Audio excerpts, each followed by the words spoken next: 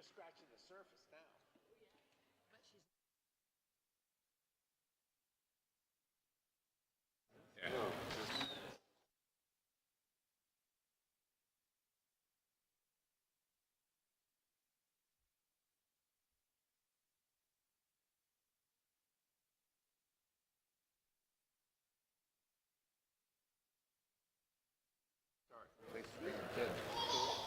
Ready?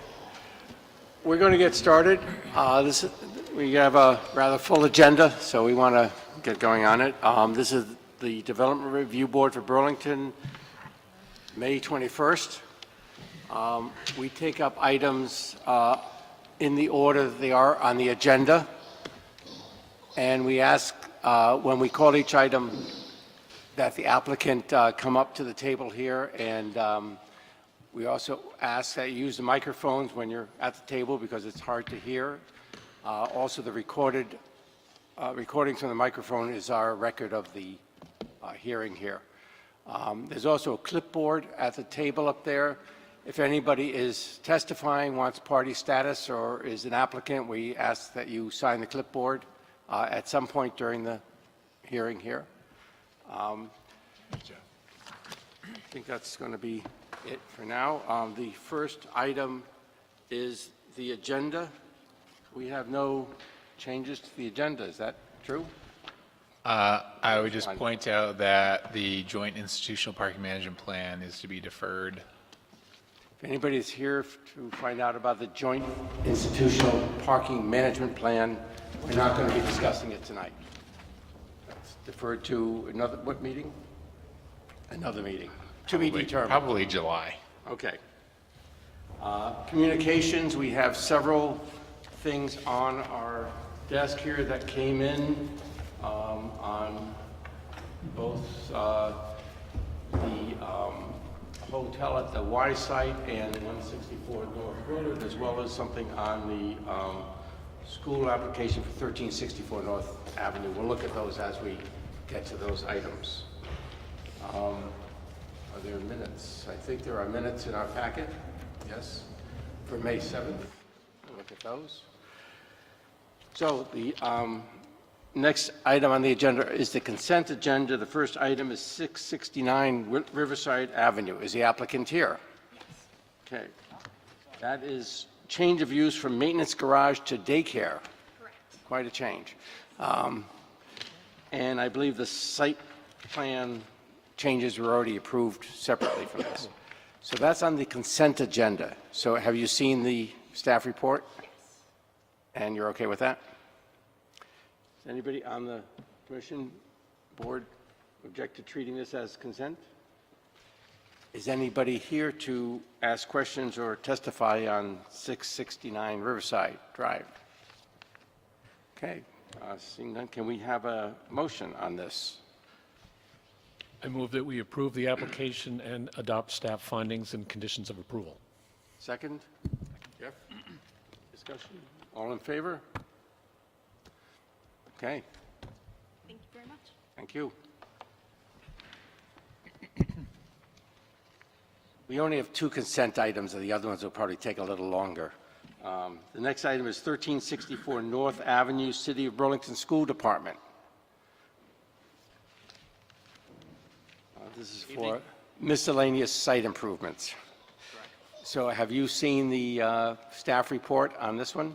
That's correct, yes. And you're okay with those items? Yes. Okay. Is the board okay treating this as consent? Is anybody here to testify on 1364 North Avenue? Okay. Can I have a motion on this one? Sure. On 19-0702CA, 1364 North Ave, I move that we approve the application and adopt staff's findings and recommendations. Second? Second. Austin? Discussion? All in favor? Opposed? Okay. Thank you. Thank you. So the next item is public hearing for 164 North Willard Street. Is the applicant here? Do you want to come up? And this is a public hearing, so we take testimony under oath. So I can ask anybody at all who plans to testify, ask questions, or participate in this item to raise your right hand, including the applicant and anybody else. Sir, are you testifying? Yeah, so you need to raise your right hand. Do you swear to tell the truth and whole truth under pain and penalty of perjury? Okay. So, Fred, I'm recused on this. okay, Ali's recused. Are we expecting other, we are expecting other folks tonight, aren't we, on the board? I think so. Zariah was the only one that said she couldn't come. Okay, good. Is there anyone here from the city on this? Oh, you mean like Jeannie Francis? Just somebody to present the city side of this. Wouldn't that be, Scott, maybe. Scott? Yeah, okay. So this is appeal of an adverse determination relative to triplex status, parking, north and south, and also discussion as to viability of a duplex status if the others fail. We have a lot of affidavits here. We've read them, so we understand what has been presented to us. Do you want to present how you want us to look at this? All right, just to confirm. You're going to need the microphone. Just to confirm, I didn't submit the package until this morning, but you've all had a chance to read our submission, and I don't need to go through and summarize those arguments?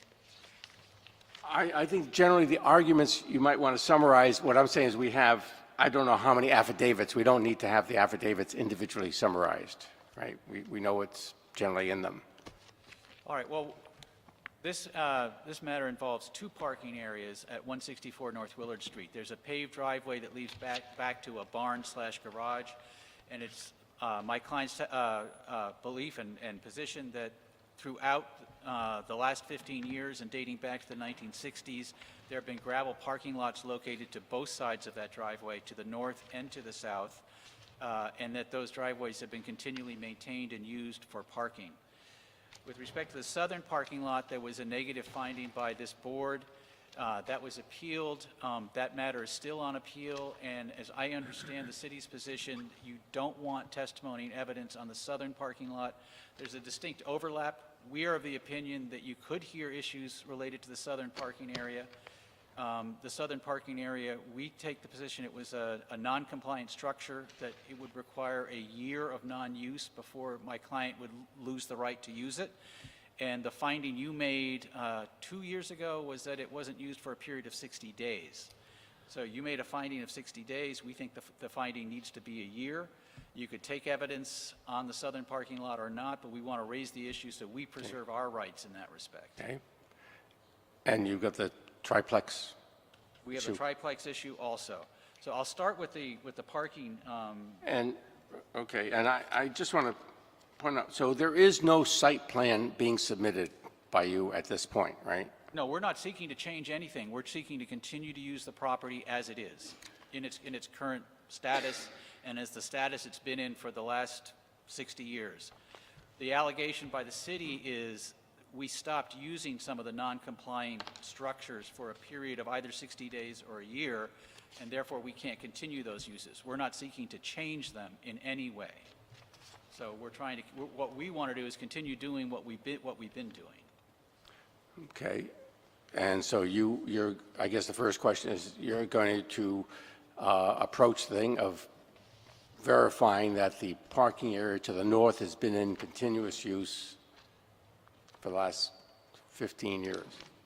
We believe the parking area has been in continuous use back to the 1960s, which would predate the time when it would have needed a permit. It would be a grandfathered, non-compliant structure.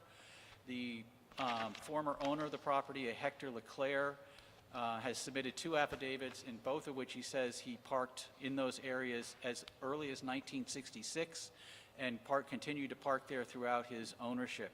We have, as you said, I think 12 or 15 affidavits from people, all of whom testify to observing parking on both sides of the driveway throughout his ownership and into Mr. Purvis's ownership.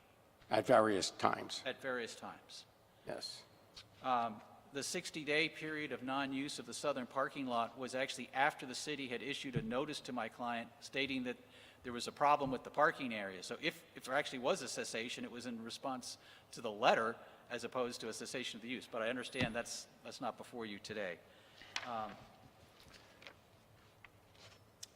Mr. Leclerc also obtained a zoning permit. When you made your prior decision, you were unaware of that zoning permit. The zoning permit allowed for work on race cars and junk cars on his property. This was 1968 permit? Yeah, and back then, a site plan would have been required as part of that submission. I can't imagine the city wouldn't have wanted to know where the junk cars were going to be parked and where the work was going to take place. That permit file has been lost by the city. So it's our belief that there was likely a permit for these two parking areas that showed his intention to use these areas for parking. This was the type of use in a downtown residential area that was clearly going to draw the attention of neighbors and others going by.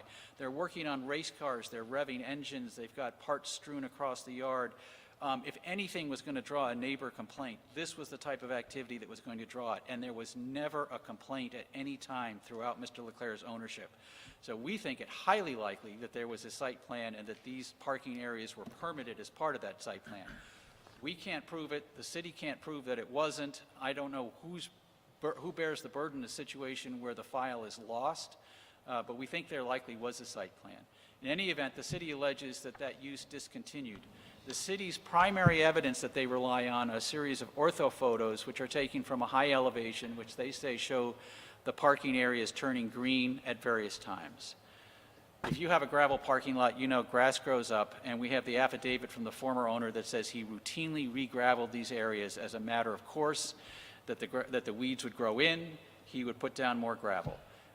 This would be consistent with anyone's experience if you have a gravel parking lot or have ever been near one. And if you look at two of the ortho photos, there's one from 2013 and one from 2016. One shows the gravel, one doesn't. Clearly the grass or weeds grew up over time. So we think that the ortho photos are less than convincing. The ortho photos also show that there wasn't a car parked there at the time, but that ortho photo is 1 second in one day on one path of a satellite over the property. If you are a tenant or a resident of this property, what are the odds that you're at work when that photo was taken? Yeah. I mean, I don't think that photo is really indicative of much. The only other evidence offered by the city on the issue of parking are the affidavits submitted by the neighbors, the Clearys. And as I put in my presentation, unfortunately, there was an ongoing feud between the Clearings and Mr. Leclerc, the former owner, about a easement that he had over their property. That dispute was unpleasant at times, and that dispute has continued with respect to Mr. Purvis and his use of that easement area.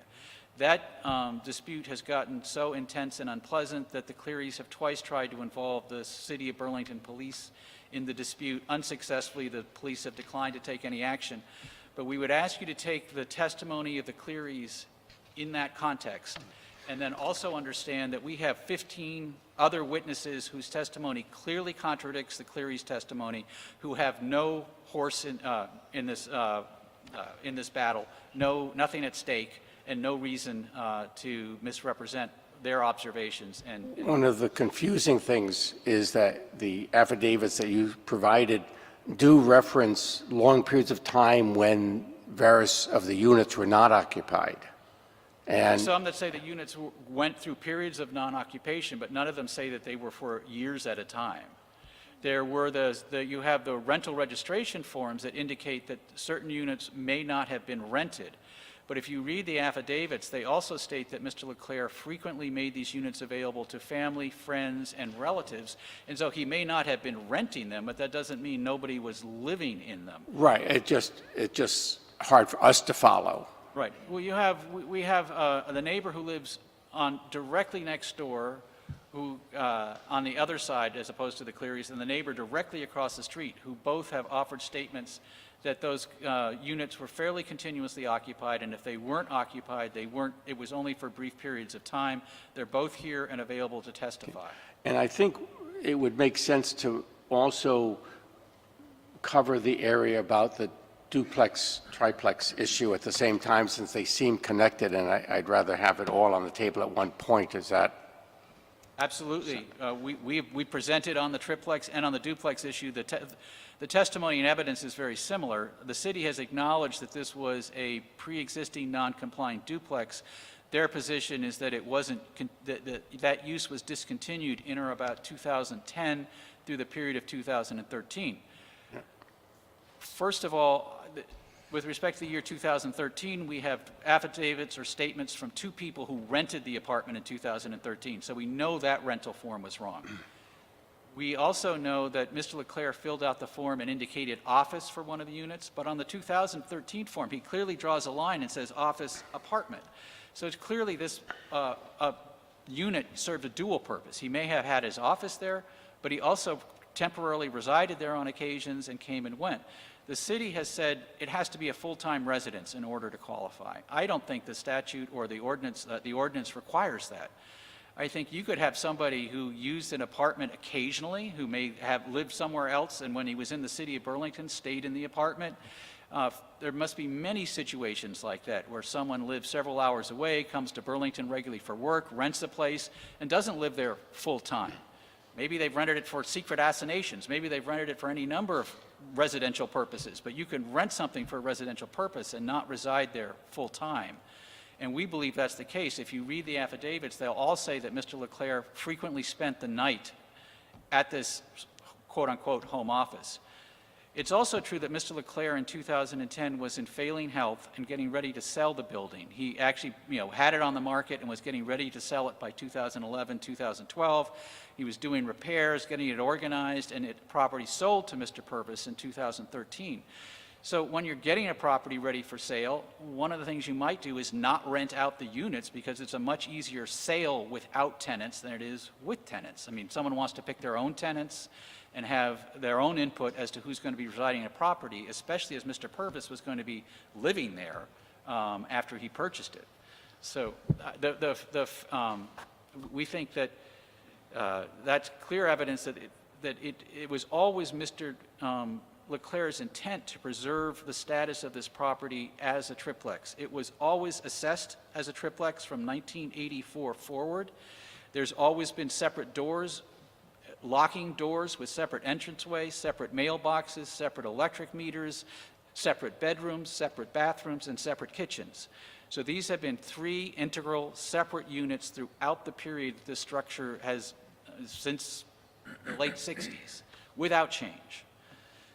The fact that they may have been vacant for periods of 4 or 5 months here or there should not constitute an abandonment of this use, because it may have just been he was getting ready for the next tenant. As you will read in one of the affidavits, Mr. Leclerc experienced a tenant who came in and stole stuff from him and removed stuff from the property, and from that point forward, he was hesitant to rent to people and wanted to be very careful. So even though Burlington has a very low vacancy rate, he was still a very selective landlord and wouldn't rent to somebody unless he felt very comfortable with them living in this property, where he had his own possessions and resided occasionally. So once again, brief periods of vacancy don't constitute an abandonment of the use. I think the city should really reconsider the whole concept of abandonment, because just stopping the use for a year, if you're a university professor and you get tenure, and you go away for a year and you come back, do you lose your parking lot? If you're a military officer and you get deployed for a year, do you lose your parking lot? If you're... I won't deny that those are issues. I will say that those are issues that we can't really address here. Oh, you can, because you're the DRB and you interpret the ordinance. No, we still have to follow the ordinance. Well, but I think you can interpret the ordinance. Interpret it, but we don't change it. No, but abandonment should be coupled with some evidence of intent. So if Mr. Purvis plants a rose bush where he says there was a parking lot, that would be clear intent of abandonment. If Mr. Purvis were to remove doors separating two units, that would be clear intent of abandonment. If you do something that's inconsistent with its continued use, that's abandonment. But if you merely stop using because you went to Florida for the winter and you were in Florida for more than 60 days, that doesn't count an abandonment of the use. Clearly, they had the intent to come back and use it for that purpose. If it passes a threshold of the ordinance, it does constitute, but the threshold's a year on this, in this case. Well, some of the city has maintained that with respect to the parking, it's as little as 60 days. Yeah. So 60 days if you went away. I mean, my client has given me one other indication that it's considered a multifamily unit. This is an boiler inspection from 2013. If you want a copy, I can share it with you. Only multifamily units have to get such inspections. February 2013, before I even had Yeah. met Mr. Leclerc and started considering purchasing. Let me see if the board has any questions for you at this point, then we hear from the city as well. I have a couple. Yes. Again, very confusing with lots of conflicting testimony. On the parking areas, just to figure out on the issue of whether we have jurisdiction to look at the southern parking area, the dispute seems to be whether the 60-day rule or the one-year rule applies for abandonment of the parking area, correct? And I understand that was the issue and is the issue on appeal to the Supreme Court. That's correct. The finding by the DRB was that there had been a period of non-use of 60 days. We think that was the wrong standard. Whether or not you can consider whether that's appropriate If that was, on now, that was is on the appeal. issue that we decided, it is on appeal and it's relevant to this. Again, I think my inclination is to not get into that issue because it's being decided where it needs to be decided. On the issue of a site plan, again, there's no site plan, you want to continue the existing use. A lot of time and energy has gone into trying to figure out what the heck the existing use is with respect to the parking areas. So I would think about, if there's a site plan out there that you're saying defines these parking areas, I would love to see that. And before we are done with this one way or the other, if we were to approve a parking area, I absolutely would want to attach a site plan showing the defined parking areas so that we never have to go through this exercise again. So just, again, you don't need to present that today, but that at a minimum would be a condition of approval in my mind. Would a markup of the ortho photos suffice, or do you want something more Again, involved? something, so again, the purpose would be so everybody knows what is approved or not approved, so we don't go through this again when somebody claims an expansion of the parking area a year from now. You think will it have would be- something tomorrow. It would be helpful to see it on the orthos, just so we can see how your claims line up with what we can see on the orthos. Yeah, because right now, I have no idea what you're claiming the existing parking area is. I mean, as you say, it doesn't show up clearly in the ortho photo, so I don't know what your position is on the existing parking Right, the areas. southern lot is clearly shown in the ortho photos. That's clearer because you have one that shows the gravel areas. I think there was, I checked with Scott, I think Scott noted that in one of the ortho photos, the northern areas also can be seen with gravel, and he notes that But changes my over point time. is, we're guessing. Right. Before we're over this, we need to be clear on that again, and it's not now. You don't need to tell us today, but, and then maybe it's as part of a condition on our decision, but that's going to be critical. And then on the 2 units versus 3 units, and I hear your point about defining what constitutes abandonment, but it does seem to me that from the affidavits and the information I saw, that for a significant period of time, there was a conversion of at least one of the units to office use. And the standard that we use in all sorts of contexts on defining what the use is and whether there's been a change use is the primary use. And if it's, again, what I read was the primary use was changed to office, even though somebody may have slept on the couch occasionally. Primary use would be the standard that I would use to judge conversion to a different use or abandonment of the residential use. Right. Well, unfortunately, we don't have Mr. Leclerc available to testify. He has significant memory loss. I don't know if it appeared to be dementia at deposition, but it may have been some other form of memory loss. So he couldn't tell us what his address in Florida was. I mean, it was that bad. So we can't provide anyone who can affirmatively state that his primary use was as a residence. We can tell you there was never a sign on the door. There was never an advertisement for any business going there. No one observed business customers coming and going. There wasn't a business being conducted out of that space. It was pretty much Mr. Leclerc going there and engaging in his hobby, which was race cars. He would stay there and maybe go back to the barn in the back and tinker on his cars and then spend the night there. But it wasn't a commercial / business being operated out of that office space. Okay, all right. Again, we're all struggling with the evidentiary problems here. We're trying to make sense of all this. Okay, those are my questions, Brad. I'd take a minute and see if Scott has anything to add. We have the city's position on this, which you're aware of, and I don't know if there's anything else Scott wants to clarify at this point regarding this. Well, sure, I'll talk briefly. It's a complicated determination covering grandfathered as well as unenforceable violation on 3 separate things. So I won't regurgitate everything tonight. I'll summarize and then make a couple of points in response to what Hans has said. If you thus could also far. clarify the 60-day versus 1-year issue, that would be helpful as to where that is originated from. Well, in the CDO, so a non-conforming use, right, grandfathered, it was legit when it started, right, but is no longer under the present standards. That has a year time frame for abandonment. So in other words, you can walk away from it for almost a year, but not past that, and retain it. An unenforceable violation, so let's say they built the parking area after a permit was required, didn't get one, right, and it's been more than 15 years. They could hold on to it unless they abandon it for more than 60 days, right? So both of these have timelines, and as I note in the summary in the staff report, the point of the zoning code is to bring properties into compliance. You get a little more latitude on a grandfathered use because it was at least originally legit. There's substantially less latitude for an unenforceable violation because it is a violation, right? The city wants especially to bring that into compliance, so there's a much tighter time frame for abandonment on that.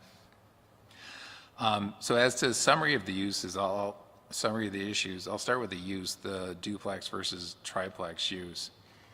So insofar as I can tell, this was legitimately a duplex, and I'm basing that largely on written testimony from Ann Gilbarton, who lived there. She lived there from 47 until 1966 when the property was sold to Hector Leclerc, right? In her written statement, she asserts it was a duplex, right? So right off the bat, the only thing a triplex could be, because there is no zoning permit on record for a triplex, the only thing that triplex could be would be an unenforceable violation, right? That's the only thing it could be.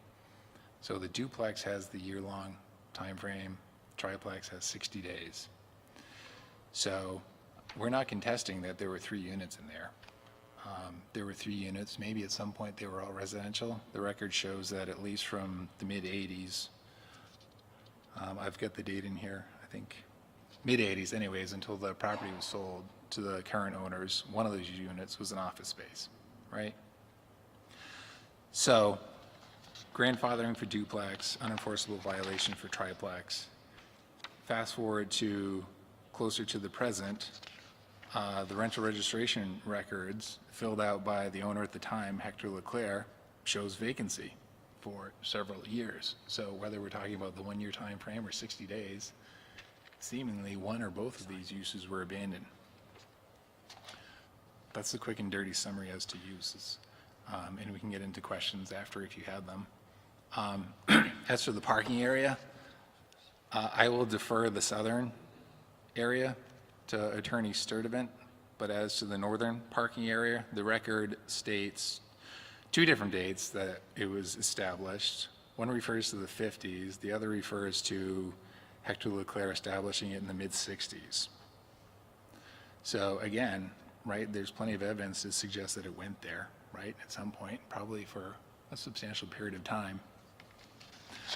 The ortho photos, so 7 of them, and given that these are taken in an instant, right, on a given day, but 5 of the 7 ortho photos show this as not a gravel parking area.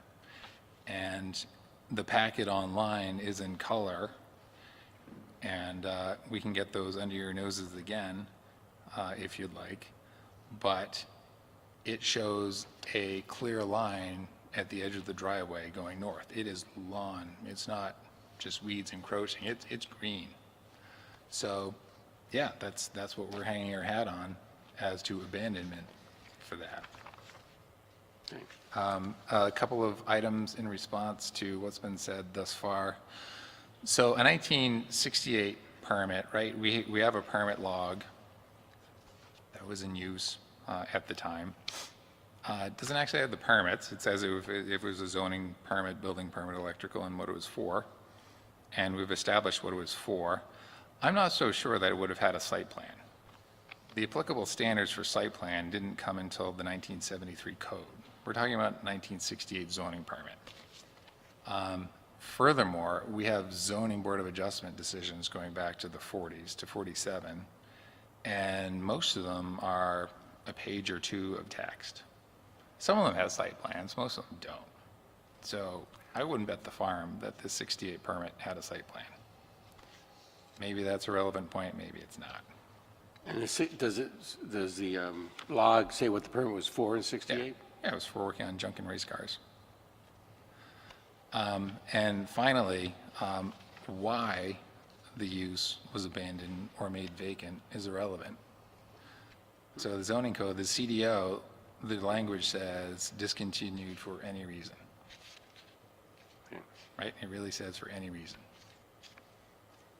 So maybe we should change it, maybe we shouldn't, but that's what it says now. Any questions for Scott on that? I don't know if this is for Scott or for Kim, just the city's opinion, this question of burden, whose burden it is in these cases to demonstrate either that the use continued for the entire period of time or that it was discontinued. Do you have a view on how we should approach that? Yes.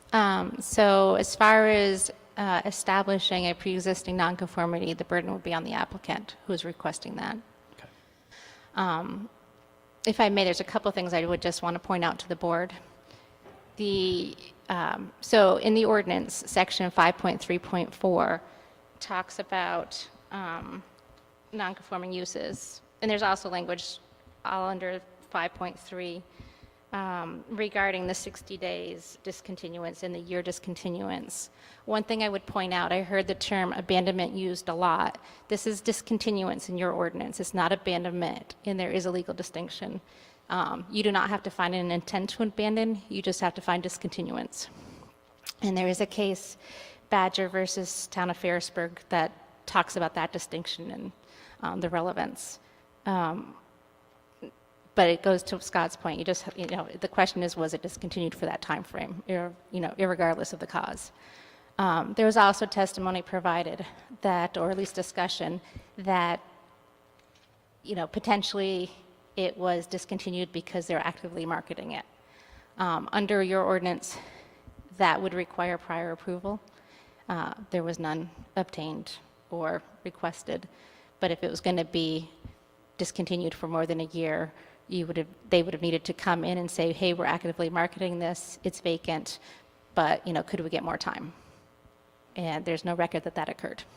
Has that been in the ordinance for going back some time? Yeah, do you know when how that long? first showed up? I believe it's been at least in the 2008 version that we have currently. I'm not aware that's changed since we adopted that version. We can certainly find that out for you.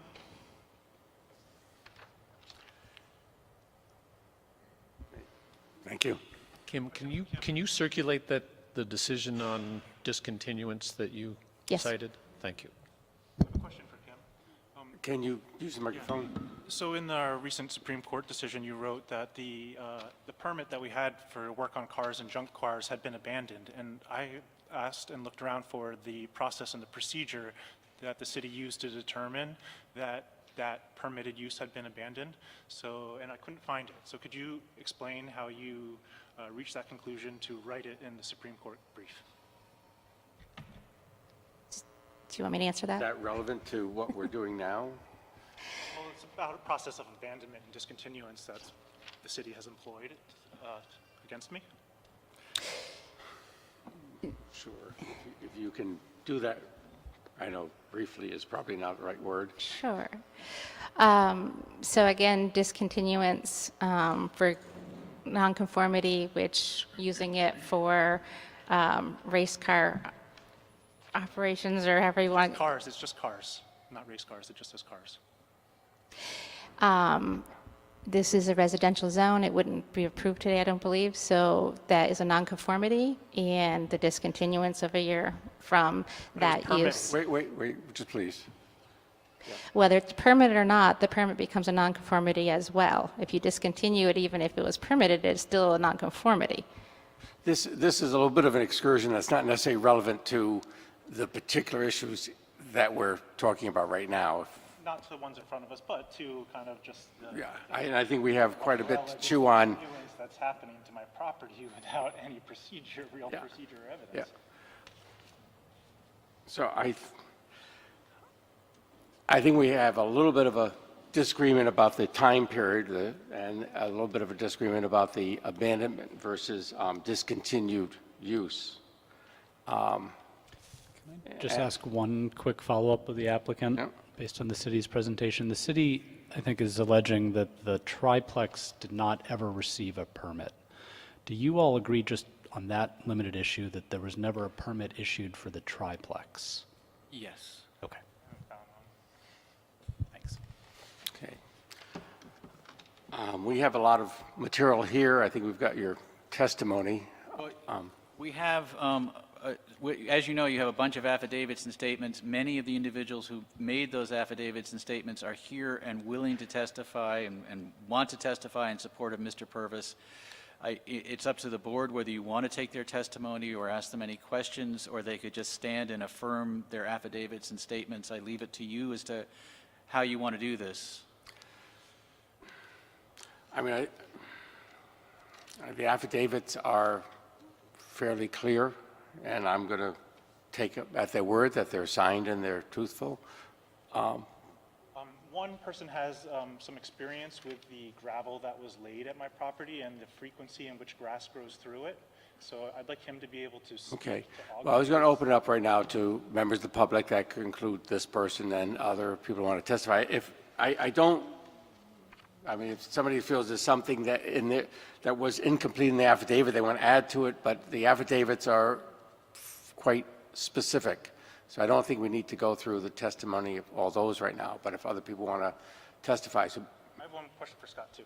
In terms of the northern abandonment. use the microphone. In terms of the northern abandonment, was it the fact that it turned to green space or the fact that cars stopped using it that is the abandonment? It's a physical thing. A physical Cars thing. using it is different. So it can turn to Did it green. become green or not? Cars can keep using it, but it could turn to green on its own, and it would be abandoned with the car on it, with the Well, grass I think- growing up through it. We need to make that decision, not staff. Okay. So do you want to take a seat? I don't know does anybody else want to speak on this? Okay. So when you come up, if you could identify yourself and, again, we have the affidavit, so we're hoping we're getting some other nuances here. Thanks. My name is Joseph Cleary. This is my wife, Teresa Cleary. We are the neighbors to the south. And we have a submittal from you on You this. do. I do feel like I should refute the personal allegations made by Well, Mr. that's- Purvis regarding any feud. Of course, when we were threatened by Mr. Purvis and by his car, we did report that to the police. So I'm sure the board would understand the reason for that. You can pull the microphone Sure, closer I so you don't will have do- to lean over. I will do that. There was also never a feud with Ms. That's Sorry. not going to be relevant Hard for to us. have those allegations against you. Okay. I understand that. And we originally testified in 2014. That's when the case against us in the southern parking, that's when that began. And I need to correct Attorney Husey that the finding that the DRB made was in January of 2015. And that finding was that all disturbed areas as a result of previous parking must be restored to green space by May 1st, 2015. So we're quite a ways on from that, and we really appreciate the board's attention to the matter at this point. Our observations, along with what the city has included in their notes, were that the property between when we moved into our house in July of 2012 and when Mr. Purvis moved in, I believe, July of 2013, that other than Mr. Leclerc visiting his office and parking in the driveway, the property was vacant. I would observe that it was Mr. Purvis who documented changes on his rental registration as to the increase in parking. So before there was ever any complaint alleged by us, Mr. Purvis had marked down that there were 2 parking spaces at the property. And then in the next year, let's see, I want to get my years correct. So that was in 2014, he reported 2 parking spaces at the property, which is consistent with what was reported by Mr. Leclerc. The next year, in 2015, Mr. Purvis reported 8 parking spaces at the property. So that's an increase in 300% in parking. And what we observed during that time was, even in the first year that Mr. Purvis owned the property, he used the northern parking area and the driveway. And then in 2014, in fact, the date was April 26th of 2014, he began parking cars to the south of the driveway. And it began with 1, then 2, then 4. Believe that Mr. Purvis instructed all of his tenants to park off of the driveway on the grass to the south. And that's what brought us to code enforcement, to our complaint. And I understand that as a result of the discovery in that process, the city found other deficiencies with the property. Our complaint has always been limited to the southern parking. And I would like to bring the board's attention. We've had some communications with the appellant through his attorney, and one recent statement stood out, which I'd like to share with the board and with his neighbors. So he was proposing that he would put several cars on one side of the driveway and several on the other side. And again, as the board knows, there's never been an actual plan submitted for this parking. So this is the sort of thing we can't say, yeah, you can put cars here or there. It's not up to us. But regarding that proposal, Mr. Purvis stated, "This will split the parking burden evenly between my neighbors to the north and south of my property." So it's clear that his parking should not be a burden to his neighbors. I think that's the intent of the ordinance. It should not be a burden to our property or to that of Ms. Tamulanis to the north. And therefore, with regard to the southern parking in particular, we urge the board to uphold the adverse determination and to proceed, for the city to proceed with enforcement as required. Okay. Any questions for the Clearys from the board? Just a couple. How long have you lived at your residence? Since July of 2012. Okay. And in that time, did you see, it sounds like you saw people parking on the northern side of the driveway and on the southern side of the driveway. No, when we moved in, nobody lived at 164 Okay. North Willard Street. Mr. Purvis moved in about a year later. Okay. So the previous owner, Mr. Leclerc, would come to the property and park in the driveway as one would. Until, and here's the date, again, this is something that was previously presented to the board back in 2014, March 7th, 2013, Mr. Leclerc directed workers to deposit 3 to 4 truckloads of gravel. I know that some of you, Mr. Rabinowitz and Mr. Hart, you were on the board back then. So there were truckloads of gravel that were deposited both to the south and the north. And that's why, as Mr. Guston has stated, most of those photos show that it was green, especially on the north, and part of that is the angle that I think they were taken from.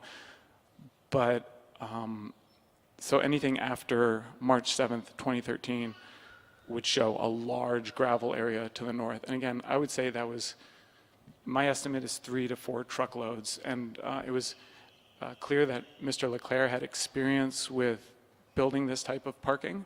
So what they did first was lay down a layer of something like marble chips or something, just white gravel. And then on top of that, they spread a layer of very dirty gravel.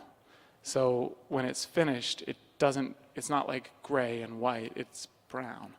And these are photos that we provided previously to the city. I don't have those to submit tonight. So Again, this is just part so of the record. I'm clear on the timeline. So prior to that gravel being deposited to the north, And since you lived there, was there any parking on the northern side of the driveway? Not that we observed, Okay, or the south of the driveway. okay. Mr. Leclerc had a great truck, and he visited somewhat regularly, and he parked in the driveway. It's a very large driveway and a barn with kind of a big double door and a single door, so I would call it a 3-car garage if you were going to define it that way. Okay. Thank you. Sure thing. Is anybody else from the public want to please come up?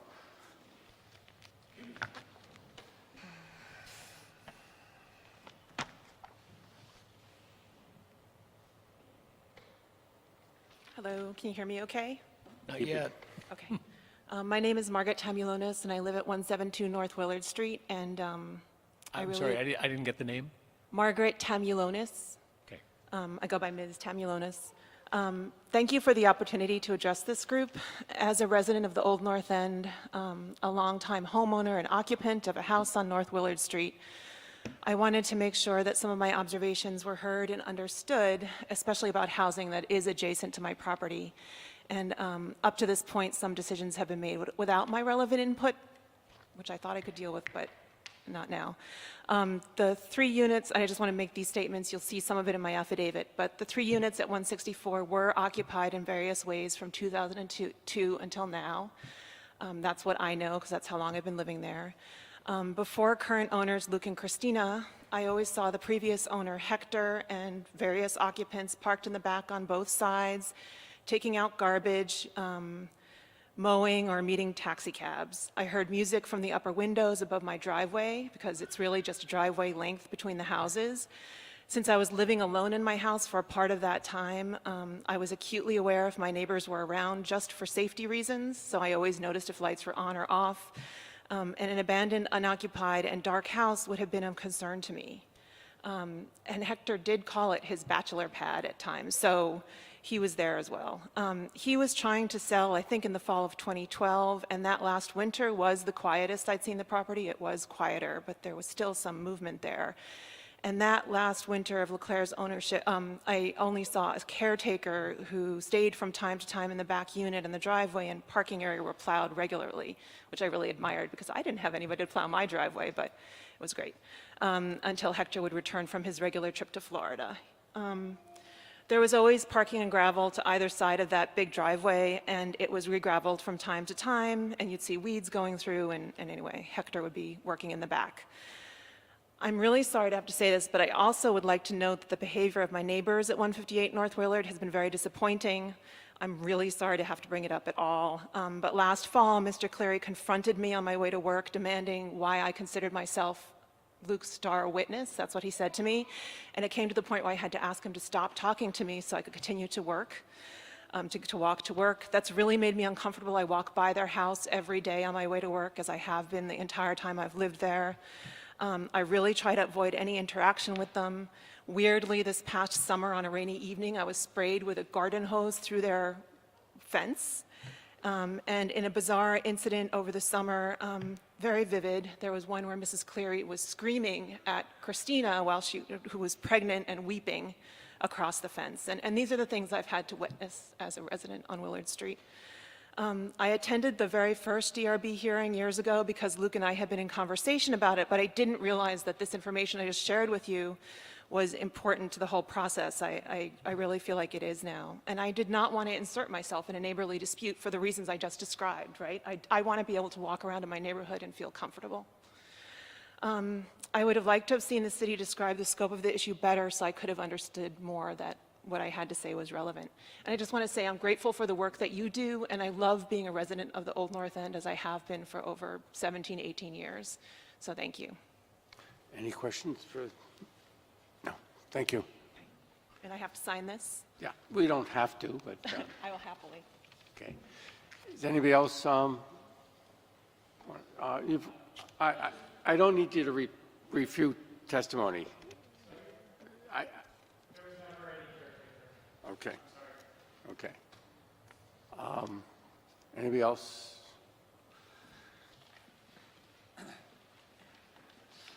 Hello, my name's Adam Phillips. I've lived across the street at 159 North Willard pretty much my whole life, an exception to a year, maybe a little over a year and a half. I lived out of state. I definitely have witnessed plenty of activity in the house. I can't give you timelines. I really can't be sure of any of it. But I have grew up right across the street and witnessed all the cars that they worked on. I knew they had race cars, or Hector had race cars, and they were parked all over the place. There wasn't really any lawn, because there was always cars. There was a trailer a lot of times parked on the street. There was just a lot of stuff going on. It was kind of like a car shop, and I'm sure they had to have gravel back then, or else it would have been a mess. The gravel issue is also one of those things where if it's, I've worked in landscaping for a long time. I know that SurePack can be, grass can grow right up through SurePack. I've taken pictures of driveways that have turned completely into grass after having SurePack, over years and years. Of course, if it's fresh SurePack, it's not going to happen right away. But over time, over the course of time, enough time, grass and other things grow up around, and it's just one of those maintenance things where, yes, you have to add gravel if you feel the need to have it clean. But obviously, you can have a SurePack driveway with grass growing all over it, and it's just one of those things where a maintenance issue, where if you wanted fresh gravel put down, a lot of people choose to do that. It's inexpensive, but truckloads and truckloads, maybe over time, yes, but I just, I've been there. Luke's a good friend of mine, and it's been like that. Okay. I've just Appreciate the testimony. Just one question. Based on your experience, how long, if someone put down a gravel drive, how long, number of years would it take for that to appear like lawn? It depends on the type of gravel, but if we're talking about SurePack, which is usually a driveway material, it wouldn't take long, maybe a few years for grass to grow up through. If there's a lot of traffic on that area, it would, the grass wouldn't grow as quickly, all depending on the traffic of the whole area. But I remember when Hector was there, it was mainly used as parking areas.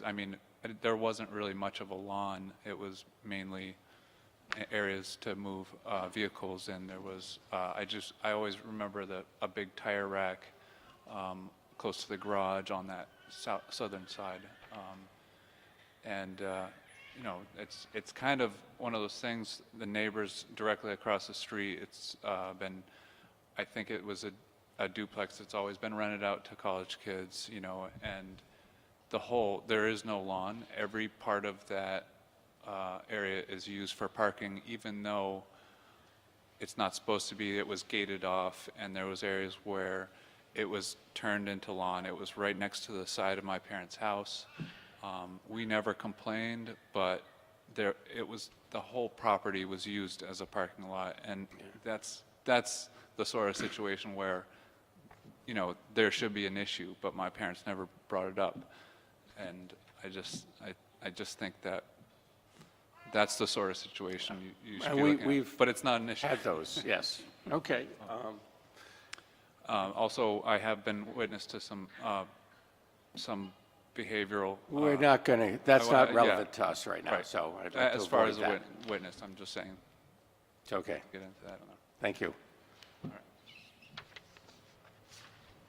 Anybody else who hasn't spoken that wanted to say anything? Yes.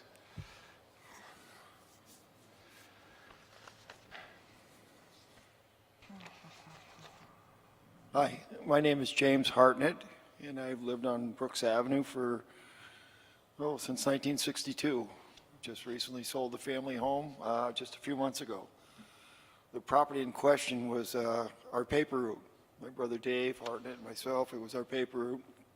And not only just the free press, we actually had a route in the afternoon once a month, or once a week was a shopper's guide. And not to the neighborly dispute and all what's going on, just to the parking. There was cars everywhere.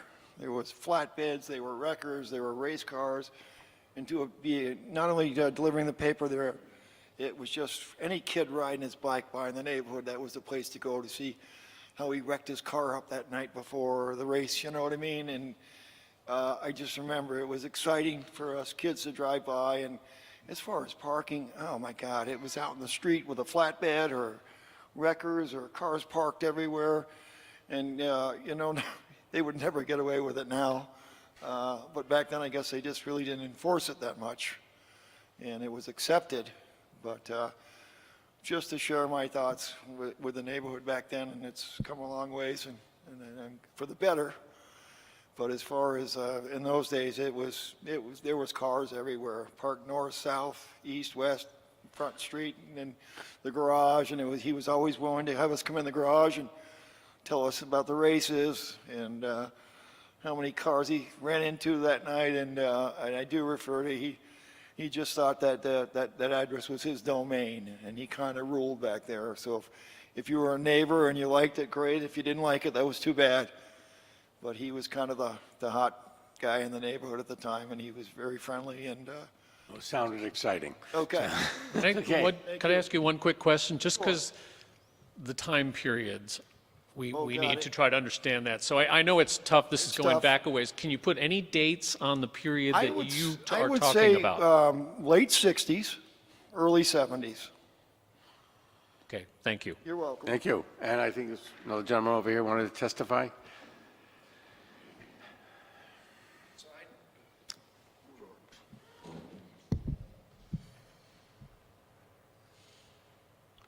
My name is Philip M. Bowler Sr. I live at 395 North Street in Burlington. In the early 80s, I worked several years on Hector's race car, fixing a lot of the dents and everything else. And we mainly showed up at his garage in the evening after supper time and would work until 9 or 10 o'clock at night. We never, ever had, to my knowledge, any complaints about where we parked, and we parked on both the north and south side of the driveway in parking areas.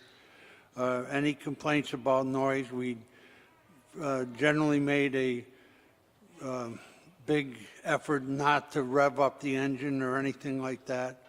We were friendly with all the neighbors and likewise. As far as the office use of Hector's office, his office was the kitchen table. And it was not a formal office. He never had any, he was a contractor. He never had any construction equipment in the yard or anything like that. But there were 2 bedrooms, a bathroom there, a kitchen, and I was there several times and I would have eaten breakfast first, but he would eat breakfast there, and I would have coffee while I was there. So in the sense that it was an office, he stayed there quasi-frequently. He also had his son-in-law, Carl Kane, lived in the apartment, and his 2 children were born there in the early 80s. And he now lives in Fairfax also. Okay. Any questions? Yes, please. Again, and I apologize because this is going back a ways, but can you put any dates on the time period that you're talking about? Well, I've lived in my house since the early 70s, and worked on the race car in the early 80s up to about 1985. Sorry, so you were at the property early 80s through 95? 85. 85, not 95. All right, early 80s through 85? Right. Okay, all right. And again, you've described, I think, where Mr. Leclerc was living. Were there other tenants in the There building? were always tenants there while I was there. And I would stop by after the fact just to visit Hector, and there were tenants there. There was mailboxes there. I didn't necessarily know them by name, but by face, you know. We always said hi, friendly, and whatever. All right, thank you. Okay, anybody else on this? Okay. The applicant want to come back up? I'm not sure that you can come back up. I think we've probably got most of the testimony. Go right With ahead. the board's indulgence, we're going to submit the site plan tomorrow. My client has one photo that shows Mr. Leclerc's car parked to the north of the driveway. We hadn't received the Cleary's submission before coming here today. We'd ask permission just to submit that one photo in additional to the site plan tomorrow. Which sort of, I think, maybe gets to the issue of whether we're going to close the public hearing at this point. I mean, I have to say, if we're going to get a site plan, I actually want a site plan. I think we have a lot of photos. We have a lot of photos that are sort of anecdotal evidence. But as I think somebody else mentioned, we don't really know, and I think this is something we may need to discuss, is if we were to approve anything, without a site plan, we don't really know what we would be approving. And so anything that we would do would have to be conditional on getting an actual site plan. So I don't know that I particularly see any relevance to getting another ortho photograph with marks on it. Again, it's a point in time. You've said your question, the validity of that. We have other points in time over many years. No, it's just that Mr. Cleary states that Mr. Leclerc never parked to the north. We have a photo of his parked car. I think given parked the to north. testimony we just heard tonight from other folks as to when he was active with the race cars, there's no doubt that he parked everywhere. All right, thank you. We'll just submit the site plan then. Okay, let me take a moment here with the board. Yeah, Brad, on the issue of whether we close the public hearing, Really the issue. yeah, all right. My thought would be that we not close the public hearing, just because there's just a ton here. I think we got some new affidavits. I couldn't tell if they duplicated ones that we had before. And I would like the opportunity to sift through this and see if I have other questions so that we can make sure we're making the best decision. So And the process that we would keep it open, deliberate, and we could deliberate and close the public hearing at that point, or we could ask for another hearing. So that, I don't know if that's clear to you, but we would keep the public hearing open. We would still deliberate when we deliberate on this. And at that point, we could either decide that we need more testimony, we need more submittals, or we would vote on it at that point. So by leaving the hearing open, by not closing it right now, gives us a few options in that way. we You know, if it's at all helpful, the photograph is available. If you want it, you can ask for it. Thank you. If we're going to keep it open, I mean, why not? There's conflicting testimony, and I can understand why they'd want us to have some Submit it objective tomorrow. evidence. But just, Brett, my suggestion, if we could continue it conditionally to a certain date, then everybody knows when they have to come back. I'm sure everybody wants to get this resolved, and we wouldn't have to notice it again, et cetera. And again, if we, in the meantime, we deliberate and make a decision, we could close it at that. Tentatively 6-4, does that work? Or is that? 6-4 is the next meeting, but Austin's not here, and you only have 4 participating right now. Not here on the 4th, you're on the 18th. So the 18th would be, The 18th would be, and I don't know if we're going to deliberate Monday on this one. We'll decide at the end of the evening. Memorial Day. Monday's Memorial Day. Monday's Memorial Day. Oh, we won't be deliberating Monday. You can deliberate with yourself. Won't have a quorum. Okay, so with that, you're going to submit something tomorrow. We're going to figure out when we deliberate, and we're closed, and we're going to deliberate on this, at some point, we don't take any more testimony when we deliberate. Once we decide when we deliberate, it is open, people can come and listen, but they can't You deliberate, participate. but You're not taking more testimony, but you are accepting submissions from. We're asking someone. for that one item. Very good, thank you. Well, again, we're leaving the public hearing open. Right. Continuing it, I think, to the 18th. Right. In case the board wants to ask additional questions. Right. But we're not going to ask for more information at this point. That's fine, so we can make submissions through the planning and zoning, I don't think we're, if it's open? I think, Brad, I mean, the challenge is we're letting the applicant submit for the very first time in this long proceeding a new site plan. I don't want the proceeding to go that much longer, but if the people who've participated have comments on the site plan, I think we probably need to allow those to come in before our next conditional period. We're the neighbor, we've never seen a site plan, we don't know exactly where it wants to put anything. okay, so site plan's going to get submitted tomorrow. It's part of the public record. It will be here, and I would say, this is Tuesday, we can leave it open to take other submittals for by next Tuesday. That way we'll, when we deliberate, we'll pay attention to. With that, we'll adjourn this item at this point. Thank you, Brett. Thank you. So, the next item on the agenda actually is the joint institutional parking management plan, which we're not taking up tonight. And it's 384 South Prospect Street, University of Vermont. It's actually the Music Building and Recital Hall addition. You're recusing this, Ally's here. I need to disclose something, but I don't plan to recuse. Good. Okay. Do you want to, I think Yeah, Jeff let me has- just, I want to disclose that our firm occasionally represents UVM on unrelated matters to this. I think I can rule objectively on this decision. I don't believe it's a conflict that would require my recusal, but I want to disclose that to you and to the other parties who may participate and make sure there's an opportunity for anyone to ask questions or request my recusal. So. And I'll also, if you want to introduce yourselves, and I will note that our review of state universities is limited to particular areas, and I think you're probably aware of that, so we can proceed. Thank you very much. Good evening. My name is Claire Forbes, and I'm with UVM Campus Planning. And we also have, want to introduce yourself? Tyler Scott, Scott & Partners Architects. I'm the architect of the project.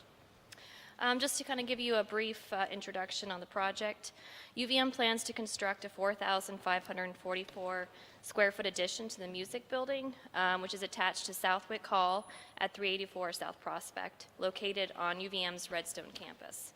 Construction will take approximately 1 year, starting this August. The Music Building Recital Hall, which was constructed as an addition to Southwick Hall in 1975, and was designed by Burlington Associates.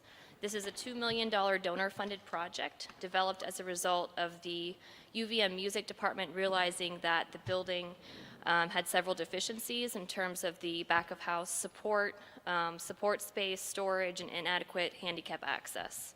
Currently, one piano is stored on stage permanently, so the addition will provide support space for the existing building and not result in an increase in building users, so no additional students, faculty, staff, or visitors.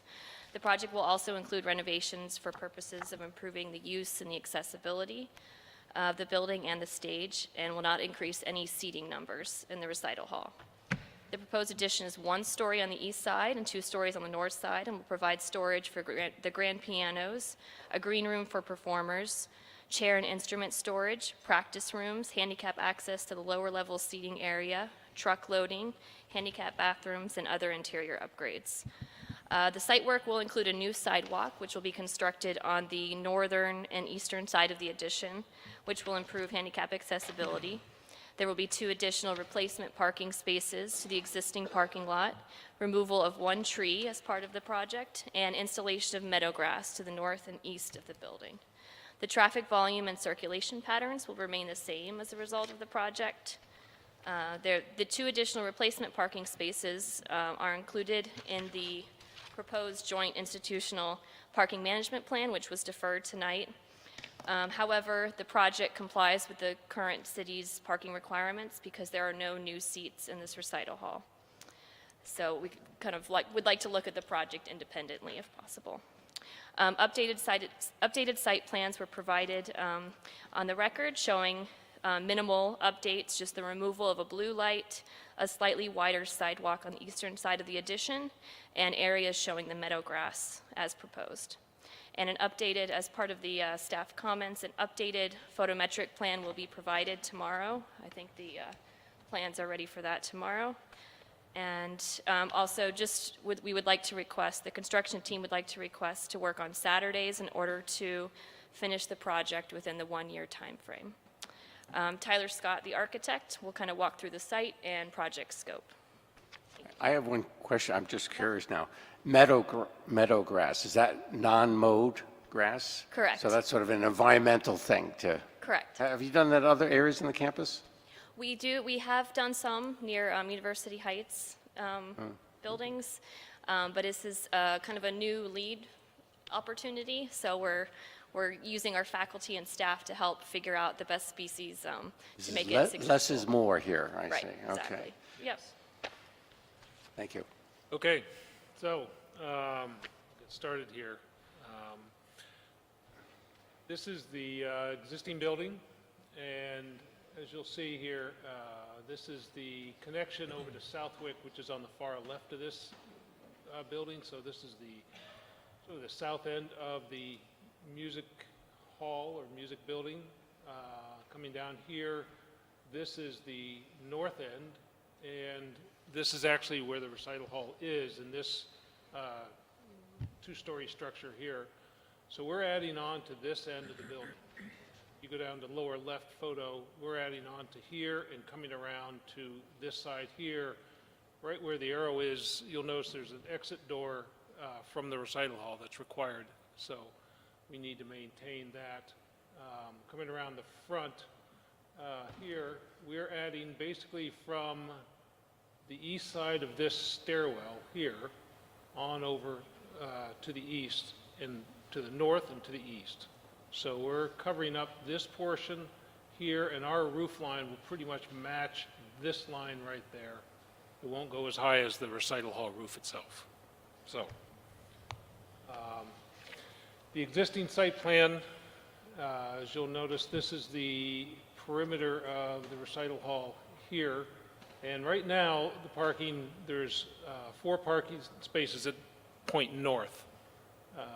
And there's a tree here that I think certain people building at the physical plant would love to get rid of, and so this is their opportunity. And so we are adding into this area. One of the issues that we have here is that this area is all ledge, and the ledge is pretty close to the surface of the ground, and there are major utilities that run through that ledge, like an 8-inch water line and stormwater lines and this sort of thing. So the shape of our addition was governed to a certain degree by the location of those lines and forced us to shape it in such a way that if you look here, we're building out along this general line here in order to avoid relocating these lines which feed a lot of the Redstone campus. And they're old water lines and old storm lines, so we don't want to mess with them. So anyway, to give you some idea, this is some of the area that we're replanting in meadow grass here and here for lead purposes. That crosshatched area is that. This is a new sidewalk that wends its way around the building here because we have to maintain this exit out of this end, and we'll have a larger plan of this in just a second. And then the parking now, however, now faces south and parks up against the building, and we gain a couple of spaces there along with a loading area. So a larger version of that site plan gives you a better idea. We now have 5 spaces plus a loading area. So our The existing building has an overhead door and loading area at this plane right here. Back here, we're extending that out to this point here. So our loading dock is here. Just for performances, it would just be, you know, a box van type of loading. That's all they do there. We are relocating the existing dumpsters to this location. Right now, they're set sort of over here, and they're blocked by the car that is here. There is currently sort of an odd space in the parking lot that's not really maintained as a parking space, so we're going to create a parking space there. And we are providing 2 accessible spaces here for access into both the north end here, or north entry here. We also have another accessible entry here, and then back around this side. Now, what's important to understand here is that the stage level of the recital hall is at this grade level.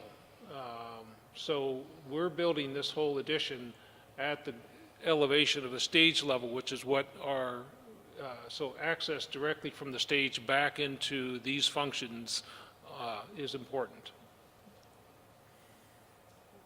So in this slide, what you'll see without all the site work is that we're adding storage rooms, green room, this sort of thing here, and then an access here, and then an access down here. But this area down here is lower, and it matches the lower end of the seating for the recital hall here, which is about 34 inches below the stage height right here. And so when you enter in the north end, you actually enter at the stage height, and then there's a ramp up, and then you enter into the lobby area, which is even higher. So there's really 3 levels we're working with here. And this is the upper level. Technically, it's called the 3rd level of the building, but it's actually just the 2nd level of the addition. And then this area over here is rooftop mechanical equipment, and it's screened around this area right here. And this is the roof of the lower area, which is over here. So not all this building is 2 floors. This is roughly the exterior of the existing building. And so again, we're adding over here. Just ignore this. I'm not sure where that came from. But anyway, there's an overhead door. There's an existing north entry here, stairs, some windows here, and then it's pretty blank all the way across there. Our proposed addition wraps around this east side here, and what we've done is tried to pick up some of the patterning that exists on the south side of the recital hall, which is part of the original building also, and then it wraps back around to the north side of the building, and then we continue with similar siding as is on the existing building, so to tie it into that. This area is 2 stories in here, okay, and in here, but 1 story starting from roughly this point on over. This is the mechanical screen in this area right here. So we've just, again, pulled this overhead door out. We've added a vestibule to the north end, so that north end entry pulls out. We have a small canopy over that. And then this area is just another entry here and exit from the recital hall here. We have a lift inside to provide access both to the upper level, and it also allows access from the lower level of recital hall to the addition within an enclosed area. So that's it in a nutshell. Any questions I can answer on that? And the material, the addition is fiber cement panels? Is that what There are fiber cement panels, Brad, in the dark panels here, and then this is a boral siding here, because oddly enough, this part of the existing recital hall is vertical wood siding over concrete. However, over concrete? 12 inches of concrete, trust me. This area, however, here is exposed concrete, board form concrete, to make it look like it has vertical wood siding on it. So we're not quite sure of the logic behind all this, but we're not going to question it. But anyway, So you have vertical boral, which is it milled to look? Yeah, it's gonna look basically like the wood, but the wood is not something that we want to replicate from a point of durability. Okay. So, yeah, the building is sort of has, we're not quite sure what, the how and the why of the difference between the two exterior treatments. And is there additional lighting on the parking lot, or just No, there's only existing lighting lighting? that follows the sidewalk, and the sidewalk basically starts from here, comes around. We have lighting around the face of this building and up here, and then at this point here to light that sidewalk that goes around. But we have no pole lighting on this, no additional pole lighting. There is, if we went all the way back to the site plan, I think there is some lighting in the plaza, but that's existing lighting. And how is construction access working on this site? Construction access will be from South Prospect Street around the Redstone Green, so there's one way in and then one way out. So it's actually a pretty decent circulation that can travel through the site. So that's probably the only question about the Saturday construction request would be construction traffic on Prospect Street. Well, I think it would be minimal work on Saturdays, and this would be just a, to allow it when it's needed. So it would not be major excavation and concrete trucks on Saturdays? Correct. We're trying to keep this access back to the church parking lot here. Would remain open. This area, this parking lot would be taken over by construction vehicles. So during construction, we would not have any vehicles parking in that area except for construction vehicles. So currently, there's cars coming in and out of this parking lot on a regular basis. So that parking would not occur, but the parking for the... Does this get coordinated with the performance schedule? Yes, Yes. not enough. That has to get factored in? Yes, and that's the project schedule was based on some of that as well. So I'm so sorry I have to ask this. I'm just having a hard time visualizing. Is this the hall that's right near University Way? I'm just having a hard time Yes, you picturing. can see it from University Way. Yeah, can you west just of that. explain where the building is? Well, you know Southwick Hall that faces out on that circle? Sorry, I don't know that building. Do you know the Catholic Center, the church, either of the churches on campus? In I mean, the easiest way to say is it's the building that sort of mimics City Hall at the end of Redstone campus. Yeah, so if you know the big green that's it's off on, of- yeah, it's on okay. where Just that the left big of that. Redstone Green is, Yep. it's behind those buildings, Great, right along those thank you. historic So, buildings, yeah. and it was added on to in 1974 from this point out. Do you see what I'm saying? If you look at this is the concrete sort of brutalist addition that went around here and up here. So the building really has two different faces to it. Right. Okay. And so Yeah, we're it's kinda- adding It's then- tucked in there, so it's hard. We're doing it yeah. in addition to an addition. Okay, great, thank you. That really problem. paints a picture. Great. Any other? Great, thanks so much.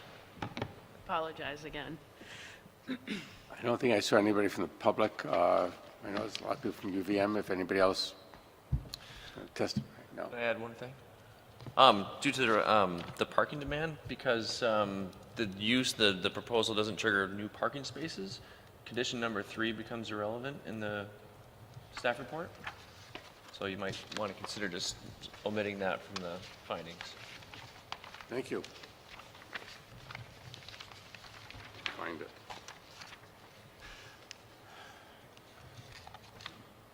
Okay. And nobody else has anything to add? We're going to close the public hearing. Thank you. It helps to be in the middle of the campus, I'm sure.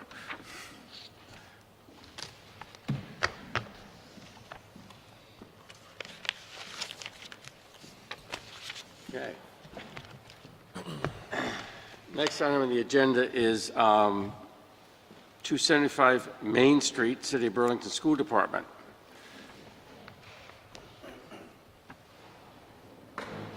feel like saying this is further tuning of the site, it seems. That is correct. Yeah. Yes. As you promised, I think, last time you were here. I'm sorry. I didn't- As you promised last time you were here. That is correct, too. So I probably need to swear you folks in, anybody who's going to testify on this. Is anybody else for the brain trust here? I say, do you want to raise your right hand, and do you swear to tell the whole truth and pain and penalty of perjury? Yes. So you want to introduce yourselves and say, I mean, it's... Good evening. I'm Marty Spalding. I'm the Director of Property Services for the Burlington School District. Yes, I'm Colin Lindberg, and Randy Burnett is with me. Hi, Randy Burnett with Colin Lindberg's office. And Brenda is also from my office over here. Doesn't even have a chair. It looks like it's a project with a particular focus and narrow mission. Correct. Yeah. Let me give you a quick overview. Sure. So this permit was approved roughly a year ago. The focus of this project is we've done renovations to our C building on the Edmonds campus, which is currently our gymnasium, and it used to have a shared gymnasium / cafeteria. So we renovated that lower level space to have a dedicated cafeteria and kitchen space on the lower level, so that we don't have to share that function on the main level with the gymnasium. Where the existing kitchen was on the main level, we're now creating a new admin visitor sign-in area for safety and security of the campus. The C building is going to be our primary single entry point for the campus between the middle and elementary school.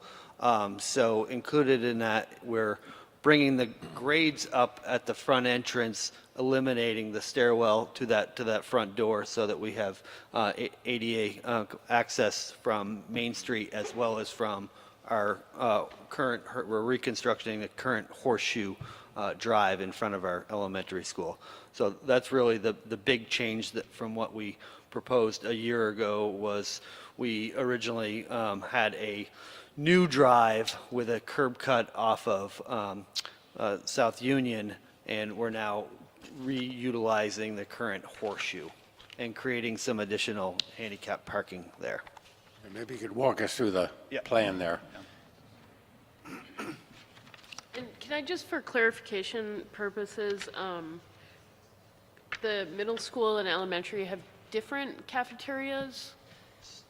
No, they don't. So they do have different gymnasiums. So our C building used to be our elementary school gymnasium as a shared space for the cafeteria for both the middle school and the elementary school. Oh, that tiny kitchen was for both. Wow. That is correct. I forget that.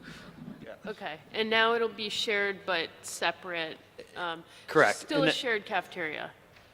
Which is fine. Still I'm shared not- cafeteria, yeah. that is correct. Okay. Now both spaces will have their own dedicated separate gymnasium spaces. Okay, And that thanks. cafeteria work is now completed. Yeah, it looks great. You have a big agenda, so I would like to just try and summarize very quickly 4 architectural points. Number 1, security. We have 4 buildings and 18 entrances. We don't have to say any more. We're bringing a central entrance, central control. Number 2, safety. Big old A building drops snow. We're putting a fence around it as a drop zone. We're improving roof restraint and going to be doing things to get rid of the ice connected with that attic. Number 2, accessibility. Marty already mentioned from Main Street directly to C building, it'll be 1 and 20, totally accessible. In addition to that, the accessible spaces in front of B building will have a entrance again to the main entrance as well as parking in front of B, completely accessible. Did I say 2? Yeah. I'm going to 3. Memory. Number 3 is the environmental issues. We're taking all the water from the site, from the roof, from the improvement, slowing it way down by a lot of expensive underground to deliver to the city very, very slowly, expensively. And number 4, the aesthetics. C building is a lovely little facade. We're trying to reinforce that by this axis, the planting, the whole front of the entrance so that it's pleasant. It's difficult because it's in the niche, so we have to make an important node in the center of this so that all of a sudden you have a place to enjoy the planting, the lighting, and I've said too much. Randy, why don't you talk through the slides? Thanks, Colin. Brenda, do you want to go back to that first one maybe first? This is a rendering. If you're standing on Main Street and looking down, there's an existing walk that exists now that leads straight to C building, which is the original gymnasium of the school that was built in 1925. And that's been the focus of the interior renovations that Marty explained just a minute ago. Currently, there is about a dozen risers or so that are in disrepair that lead to that entrance, that with the increase of the grades will be no longer. So anyone gaining public access from Main Street will be able to navigate via chair and meet the ADA regulations straight from Main Street to that primary entrance. There's several walks. Existing conditions, we have a site stair that occurs both here, and the maintenance of the stairs on site that are unprotected is nearly impossible. So these designs are eliminating all site stairs to remove that from the maintenance headache and make just better, safer circulation altogether for the community. So you can kind of see that we have various landscape walls to help control the grades. With those coming up, we need to break those grades. And you can kind of see in the foreground the fence that Colin mentioned for the roof protection. Okay, this site plan or aerial view. Again, that rendering photo was off of Main Street looking at C building. Go ahead. In your packet is a site plan of the conditions that are being changed. The 2 curb cuts for the existing horseshoe are staying the same, and all that's really being changed is the orientation of the parking to improve the safety of the school. Has 2 or 3 buses that drop off daily kids for special needs.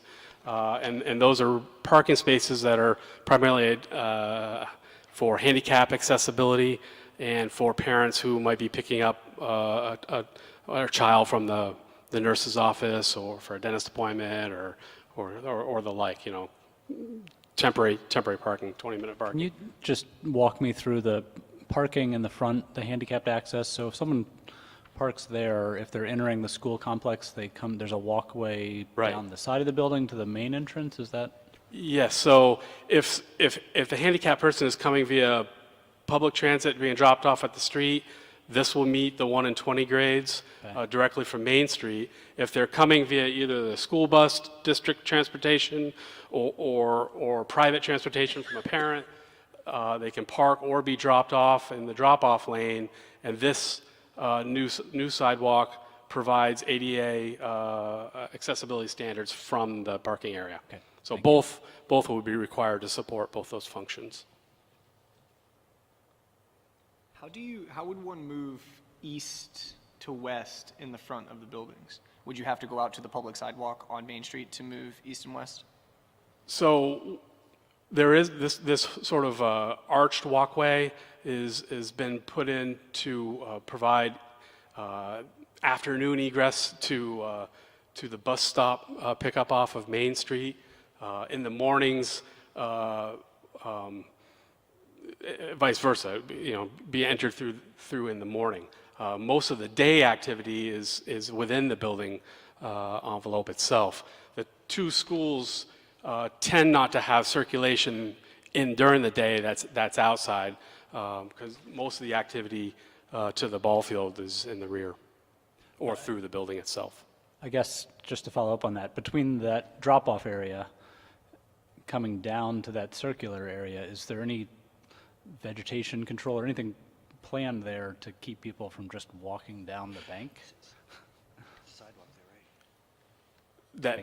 That area. Yeah, the blue indicates the sidewalk that brings you to the front of the building, and there's about 4 feet of drop of grades that occur between the plaza and the walk that's located there.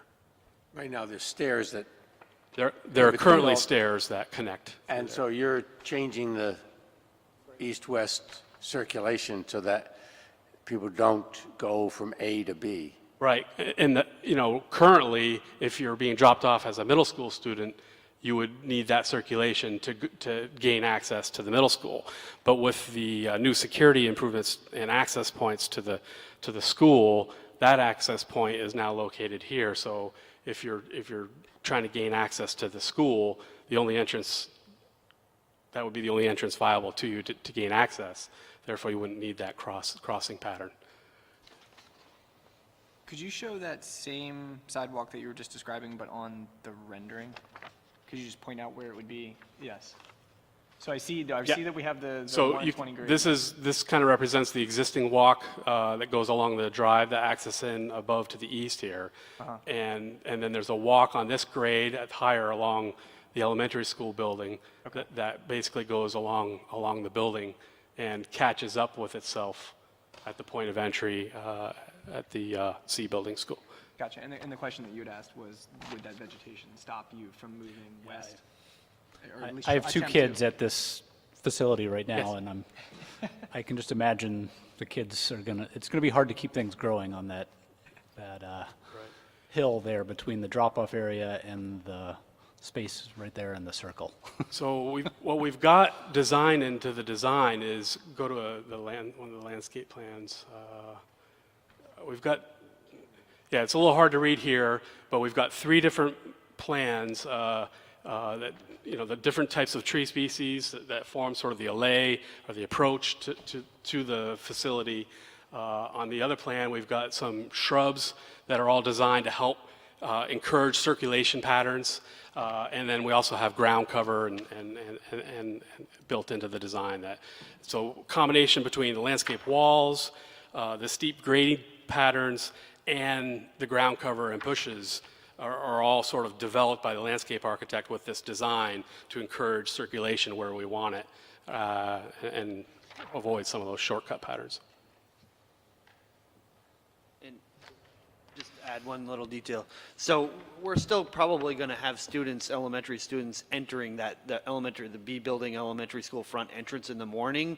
It's just then those doors, after the morning rush, those doors will be locked. So really the circulation will be from the visitor parking areas, because the only door that will be open to somebody visiting the school will be that C building entrance.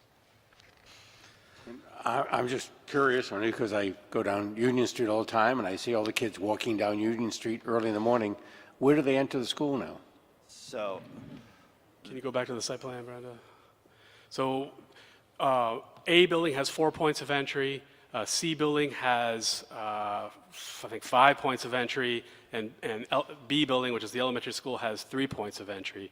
And during the peak period, right before school starts, for that 15-20 minute period, a majority of those access points are open.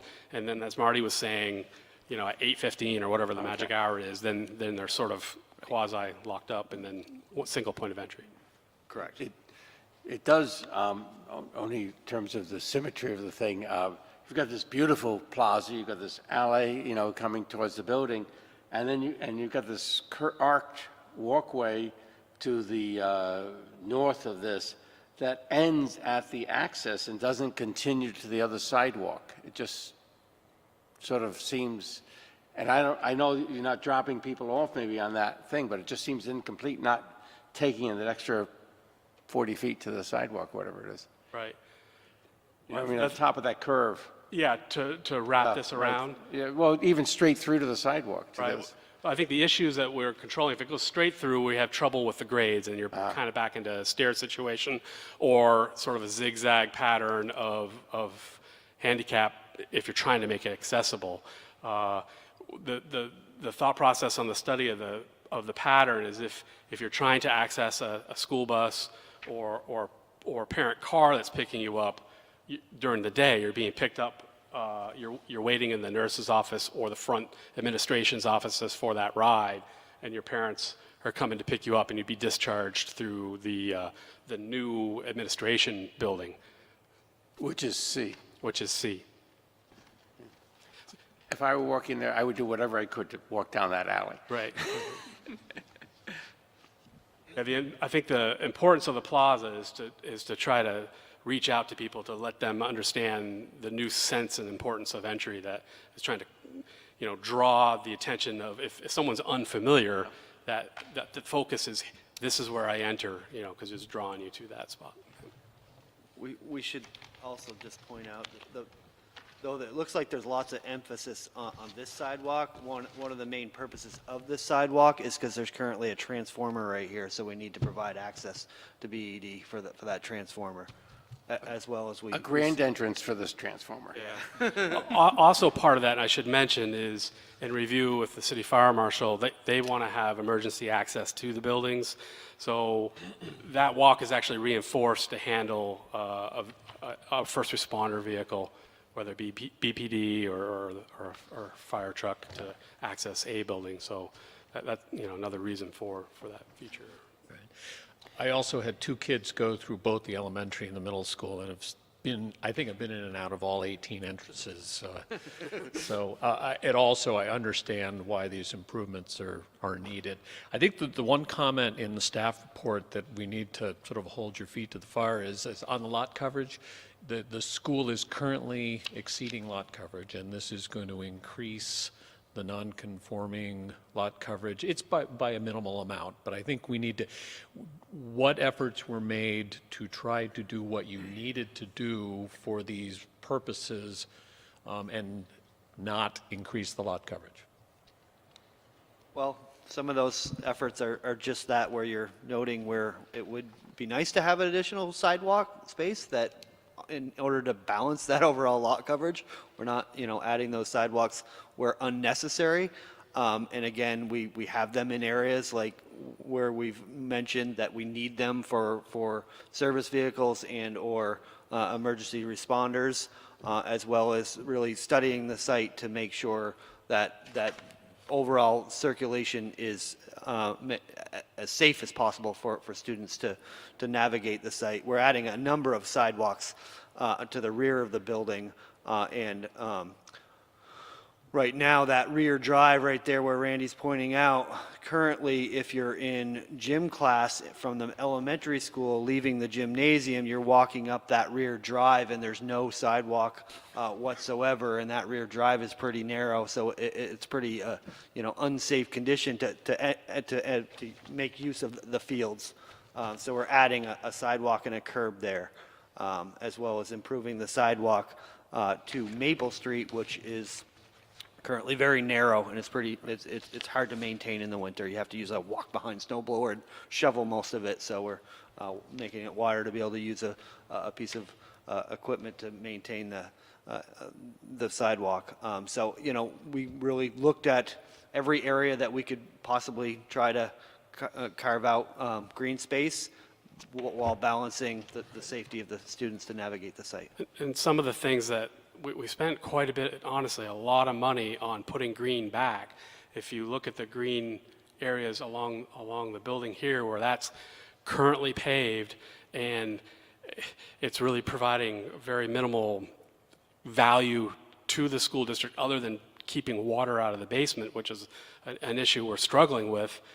So we've got an extensive amount of infrastructure going in below grade to capture stormwater, slow it down, send it through the system. So there's an enormous amount of money that's going into turning that into green space for us. I understand there's a lot going on a constrained space, but again, you needed to make sure that you had done what you needed to do to try to comply on lot coverage. I get it.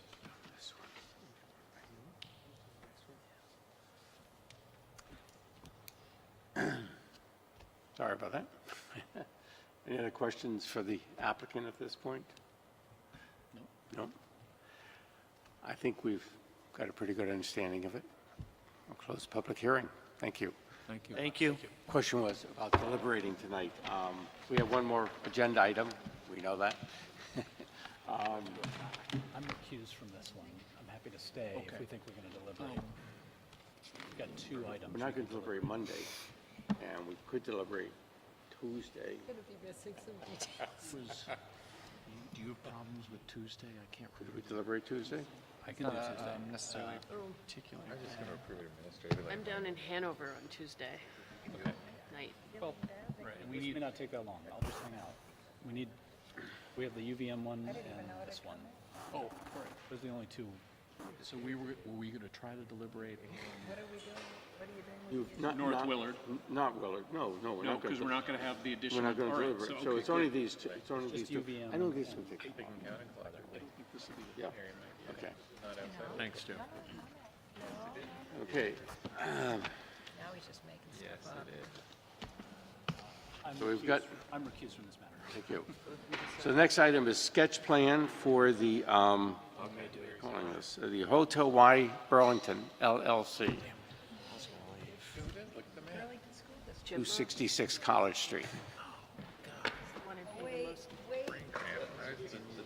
So this is sketch plan, so we're trying to get an idea of what you're trying to do and maybe give you some feedback on what we think it's about. I'll also note, as you're well aware, this is subject in the form-based code district, so parts of it fall under that. Some parts still fall under the DRBs, particularly in terms of the height and other things to do with access.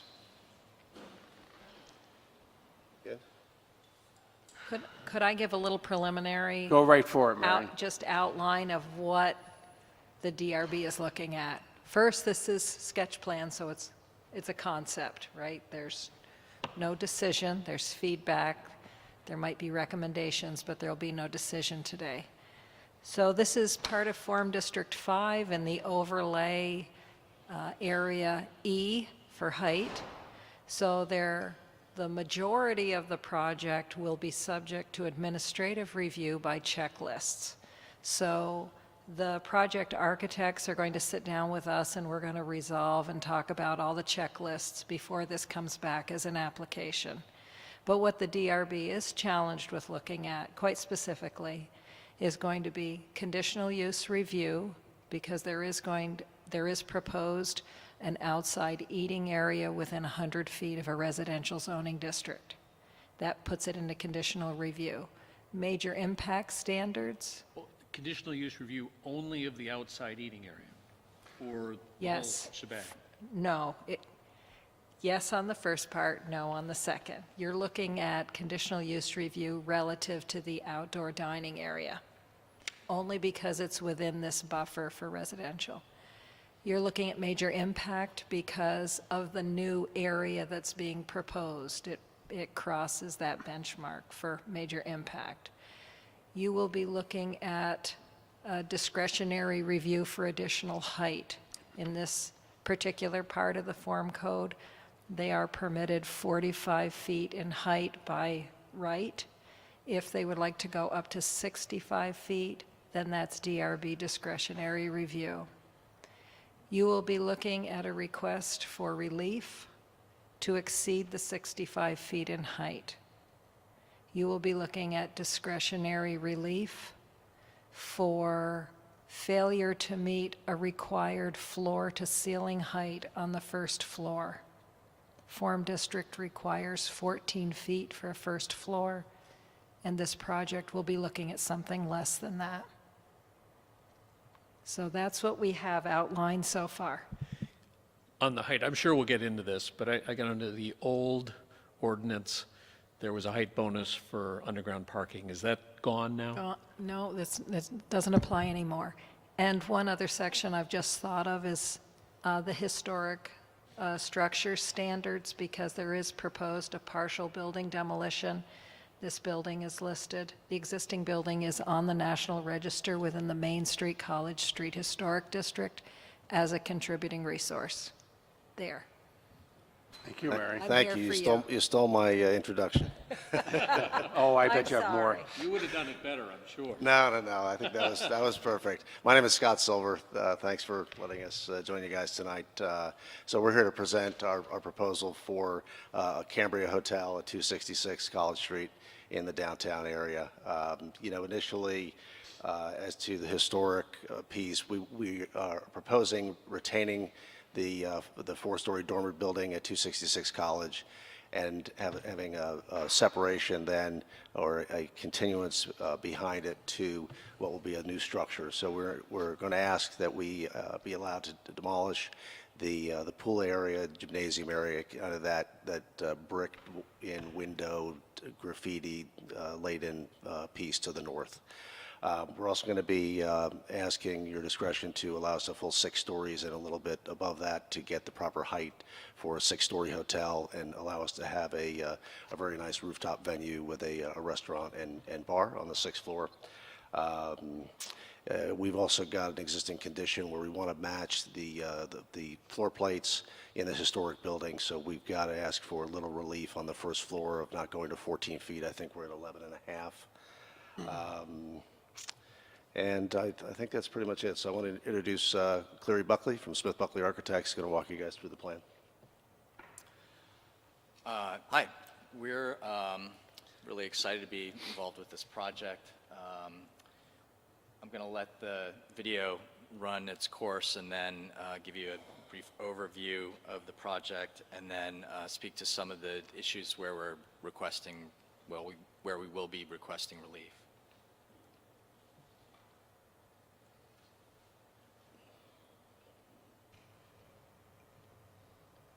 The overall project is 142 rooms, 77 parking spaces of underground, 2 levels of parking, and approximately 5,000 square feet of meeting space.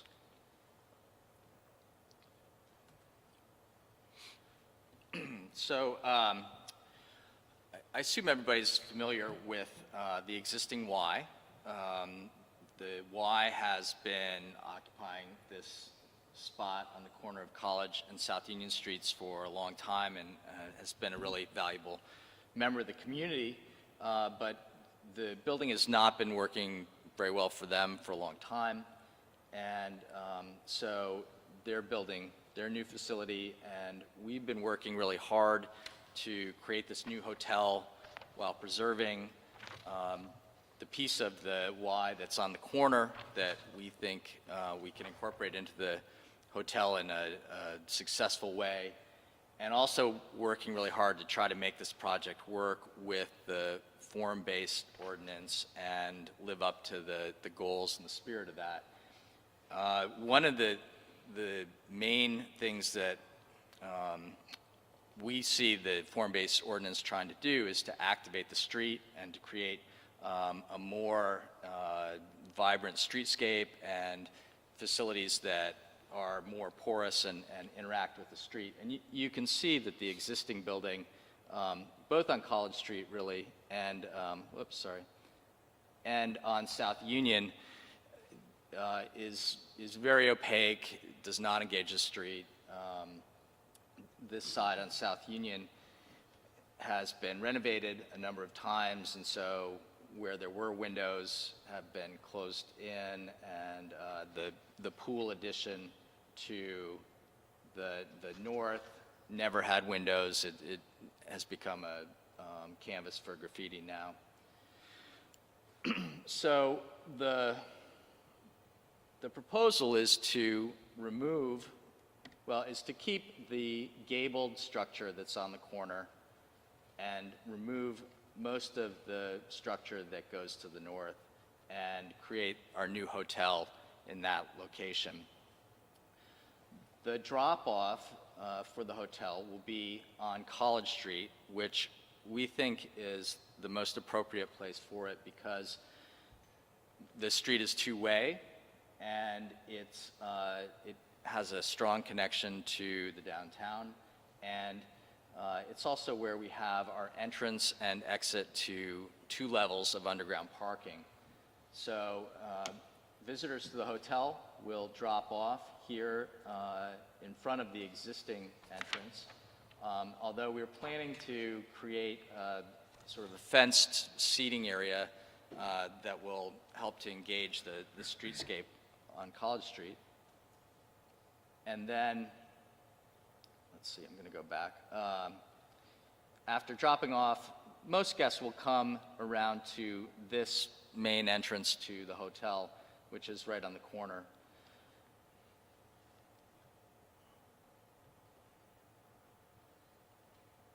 On the ground floor, north is to the right, so College Street is here, South Union is on the bottom. This is where the main entrance to the hotel is. There will be reception and some lounge space, a small meeting room on this ground floor, and some back of house features in the middle, and then guest rooms will ring the outside of the plan. From College Street, people will be able to come down a ramp into a garage that has a spiral deck that goes down.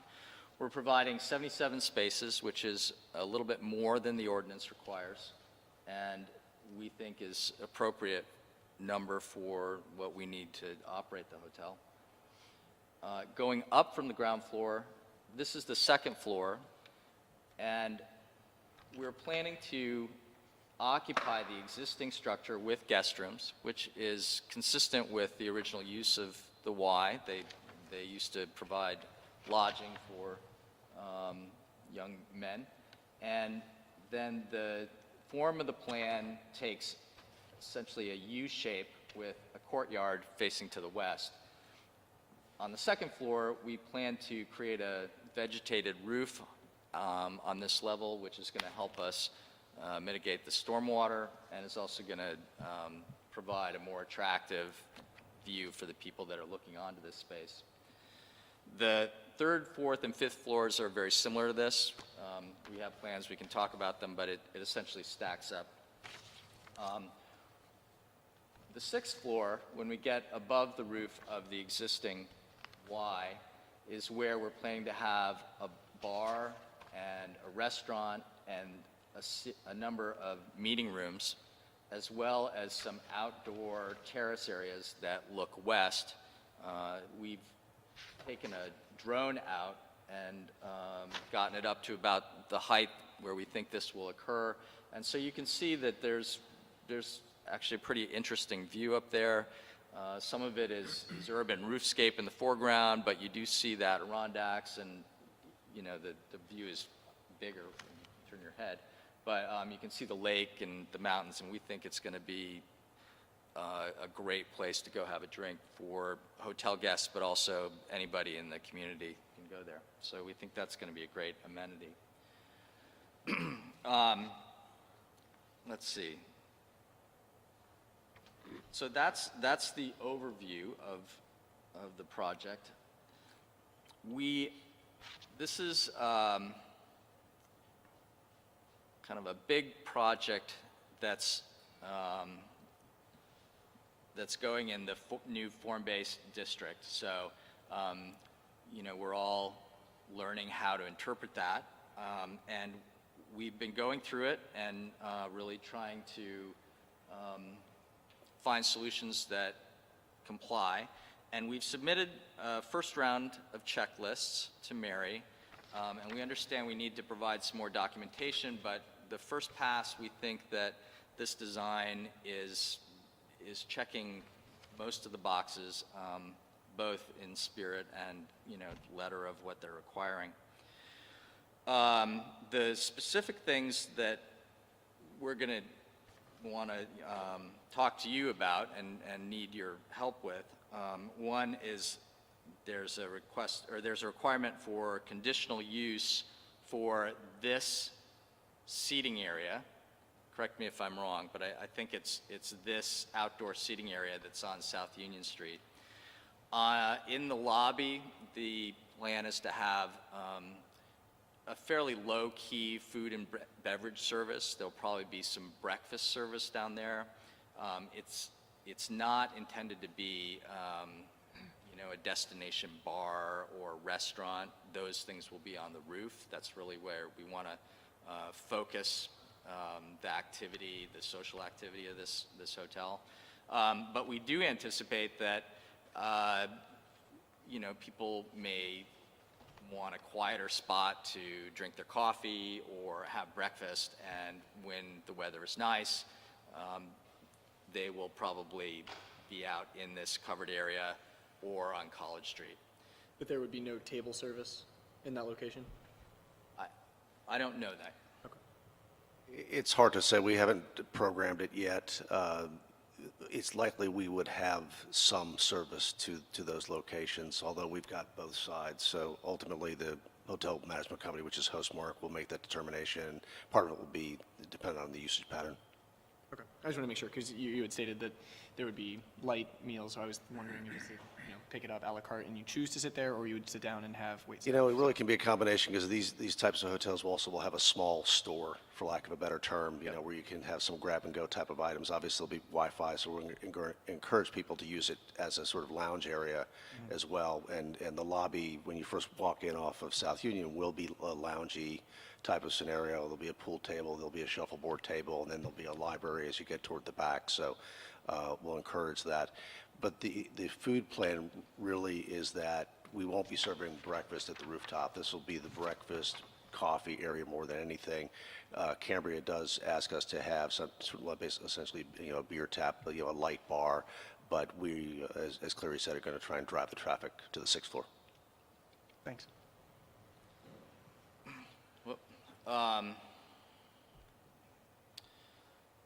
So the next item is that we are proposing to demolish part of the historic structure. And let's see, I'm going to pause this and go back to the still images.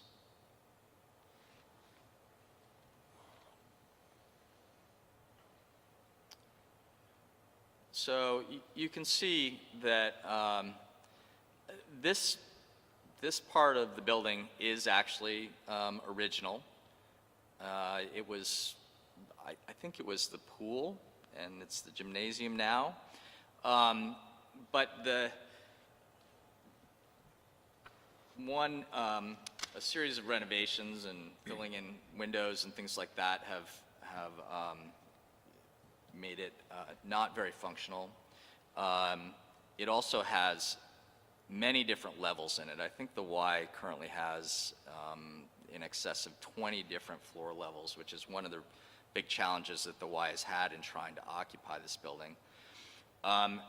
But also, any viable development of this site is going to require parking.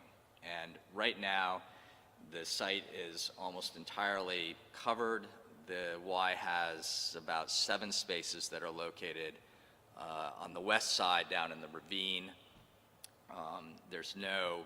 They're used for employees, but there's no visitor parking there, which is an existing problem and one that we need to fix. And so the only solution that we think works is to create this underground parking, which really requires that we demolish a significant part of the building. So those are some functional reasons why we feel like this needs to come down. And then we also feel like our design really is much more in keeping with the intent of the form-based ordinance and the goals of the city to have an active and engaged streetscape. You can see that even if you took the brick out of these windows, they would be above people's heads and not very effective at accomplishing that goal. Let's see, Clary, the new facade, the east facade of the hotel that's taking the place of this existing, are you in the same plane as the existing one, or are you further west? Not exactly in the same plane, but it is close. And we are, let's see. Well, it's hard to see in these stills, and you can see it a little bit in the animation. We are preserving a bit of the historic connector that transitions from the gabled part of the building to the flat roofed piece. You can see here, this line is the edge of the gable, and this is an existing flat roof piece that then transitions into that block that we want to take down. That's, I believe the facade of it is a little closer to the street than we're proposing for this part of the building. Yeah, I was just trying to follow that. Then you've got the far north end must be really right in line with the edge of the pool, I'm assuming, is that? It's right on the property line. Yeah. And the form-based ordinance does have some criteria for how far you can be away from the curb and how far you can be away from the property line and what type of frontage. That's above our pay grade here. Well, Or below. I prefer to think of below. we think we've got a good solution, but it, there is a puzzle that gets done to make that work. So let's see. Mary mentioned that in this district we're allowed 4 stories and 45 feet by right, and then the DRB has discretion to allow 6 stories and 65 feet. And the criteria for that are that the building emphasizes verticality and provides interest at a pedestrian level. Step backs are used to reduce the perceived height, and upper stories retain sky views.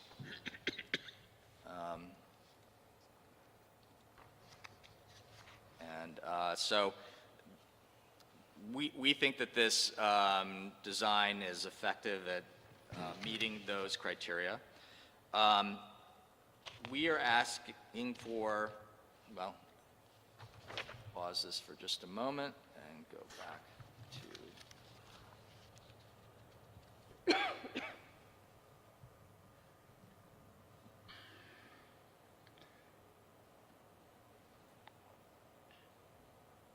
So in this section, South Union Street is on the right, and the average grade plane is actually along the streets is a little below our first floor, so that makes the 65 feet, a little bit lower than where we would like it. At the street edge, we step back at the 5th floor, and then the roof edge at the 6th floor would be at 69'6", so 4.5 feet above the 65-foot mark, which is 6.92%. And I note the percentages because you guys are allowed by the ordinance to give relief of up to an additional 20% on this. Further back to the west, over the restaurant, we would like to pop the roof up to 72.5 feet, so 7.5 feet above the 65, which is 11.54%. And the reason for that is that it will give us a little flexibility with mechanical equipment for the kitchen. It'll allow us to create some variation in ceiling heights in that space, and we think it will just give us the ability to make a more dynamic and fun place to be. And you'd have an elevator top and some mechanical equipment that's probably higher than this.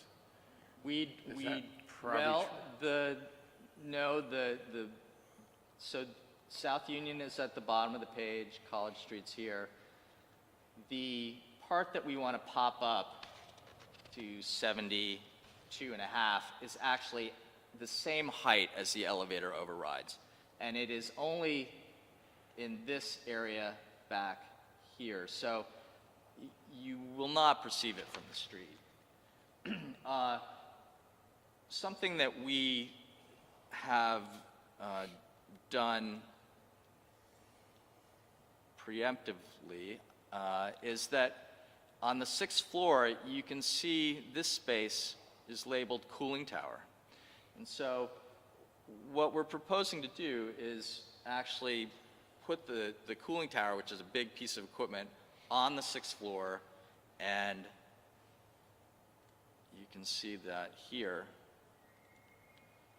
and have it screened within the mass of the building so that we're not asking for relief to go higher with the roof and then sticking, a 12 or 14-foot tall piece of equipment on top of the roof in addition to that. They've also designed the top floor with the floor-to-ceiling glass so that it is unobtrusive. It's not a big, massive wall. It's set back, and with the glazing, we think that creates an environment where it's unobtrusive. Not to mention the fact that you're really not going to be able to see it from the street, regardless. Do you have any views of how that relates to the church across the street? Let's see.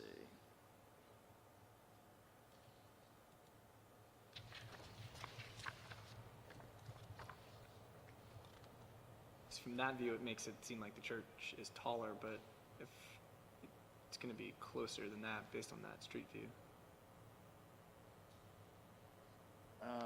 Let me.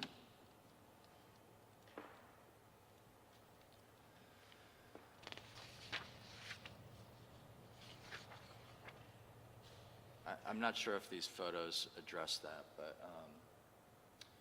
this gives you a sense of the scale of the church relative to the Y. Mm-hmm.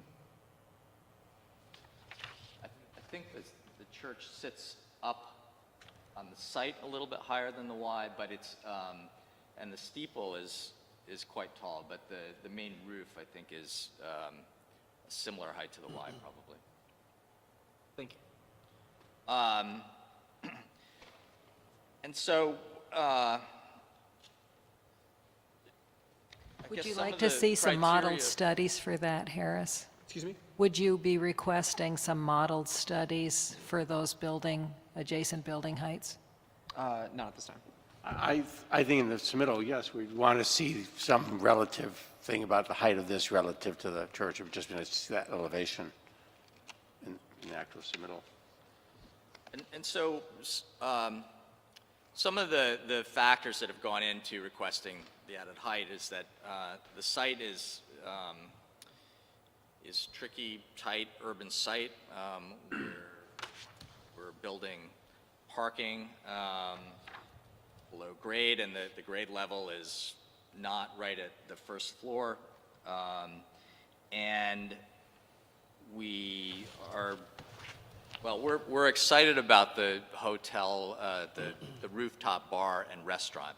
And in order to get the views that we think are really going to make it a dynamite place to be, we need to be able to see above the roofs. So that's an important consideration for us.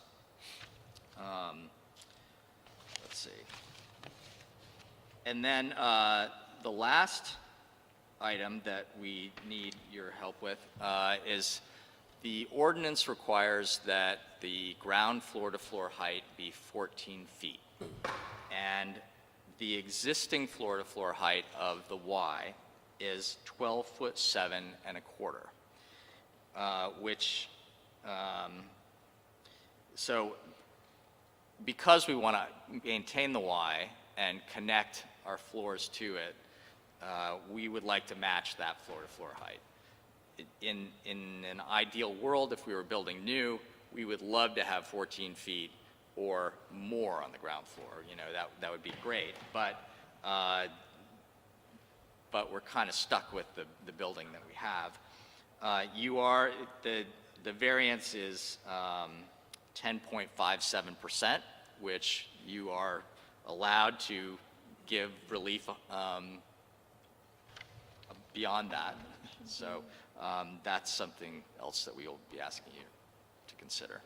Right. Mary, what, again, what might be helpful on that is, I'm not quite sure why that requirement is in the ordinance, why it has to be the 14 feet, has to do with what the exterior looks like. Does the city care about what the floor height is on the interior side? Again, in deciding whether to waive that, I guess I'd like to make sure I understand the purpose of the requirement in the first place. That's not something I remember looking at.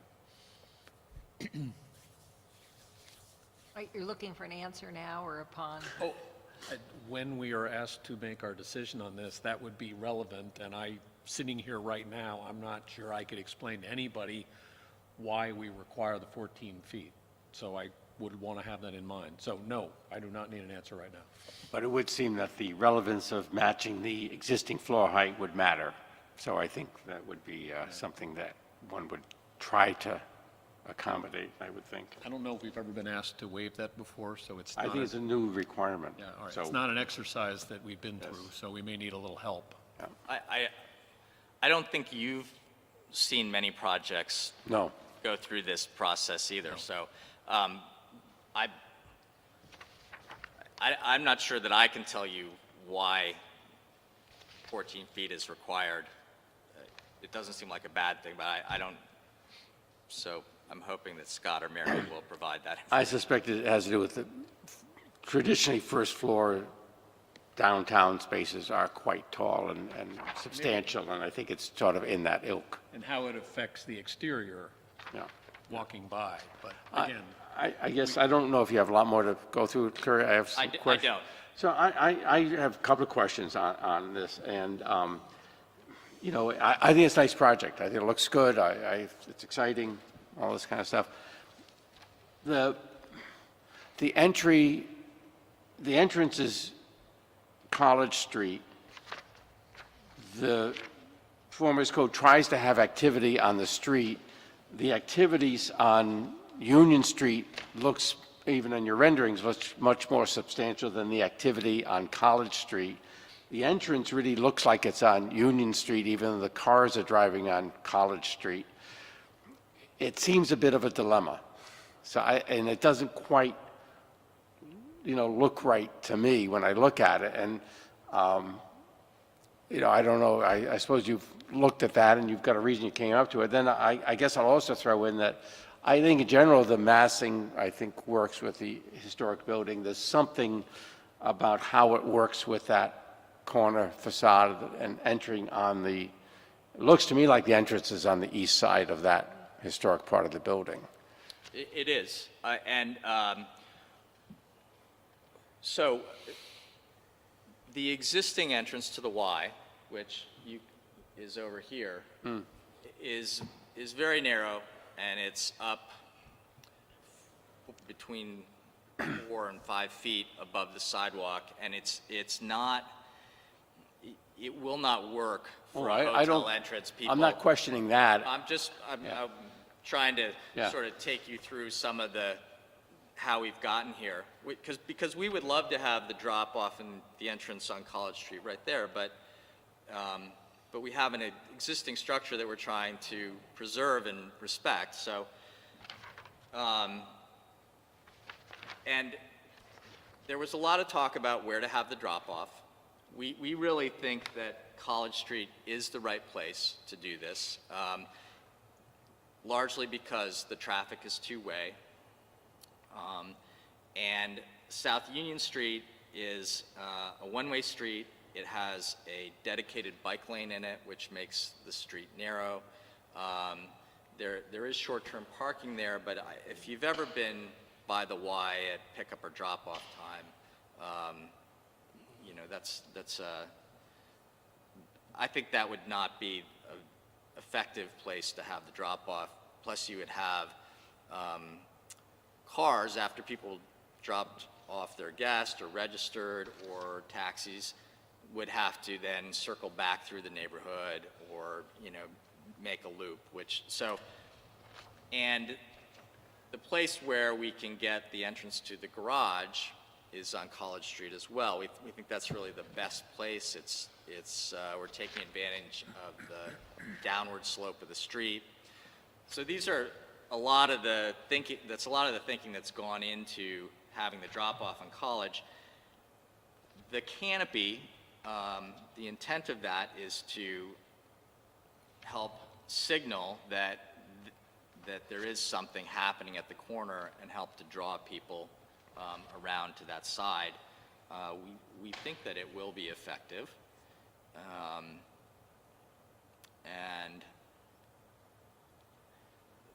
And the approach to entering at this location,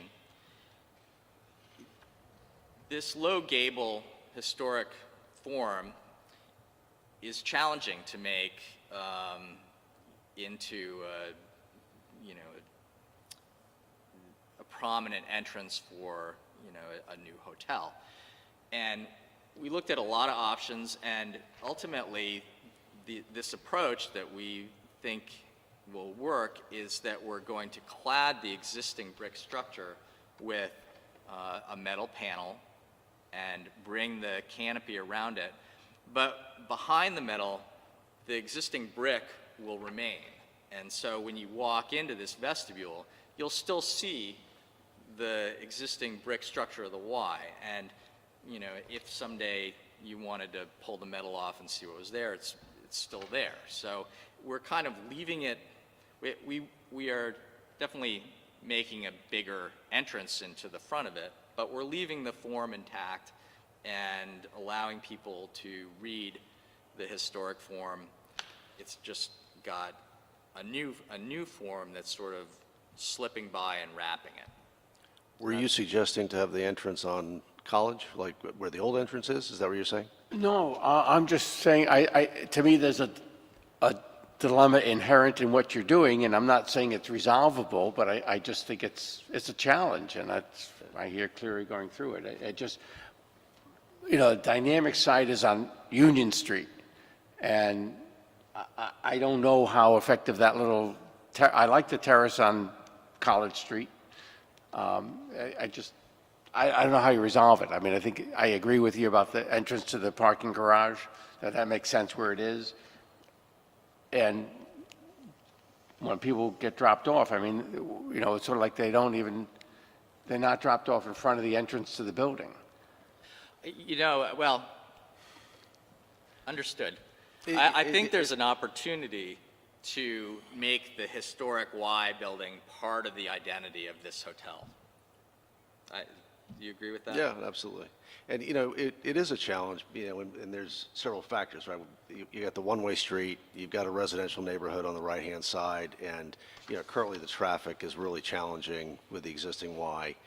And because of the grade of the site, it kind of dictated we go this way, and we needed to, frankly, just, at all costs to stay away from the back of the hotel and the parking lot and all the activity having to do with the city market. Yeah. So, there was a lot of moving pieces to get where we are. How many cars can fit in the drop-off area? Is it a one-car thing or two?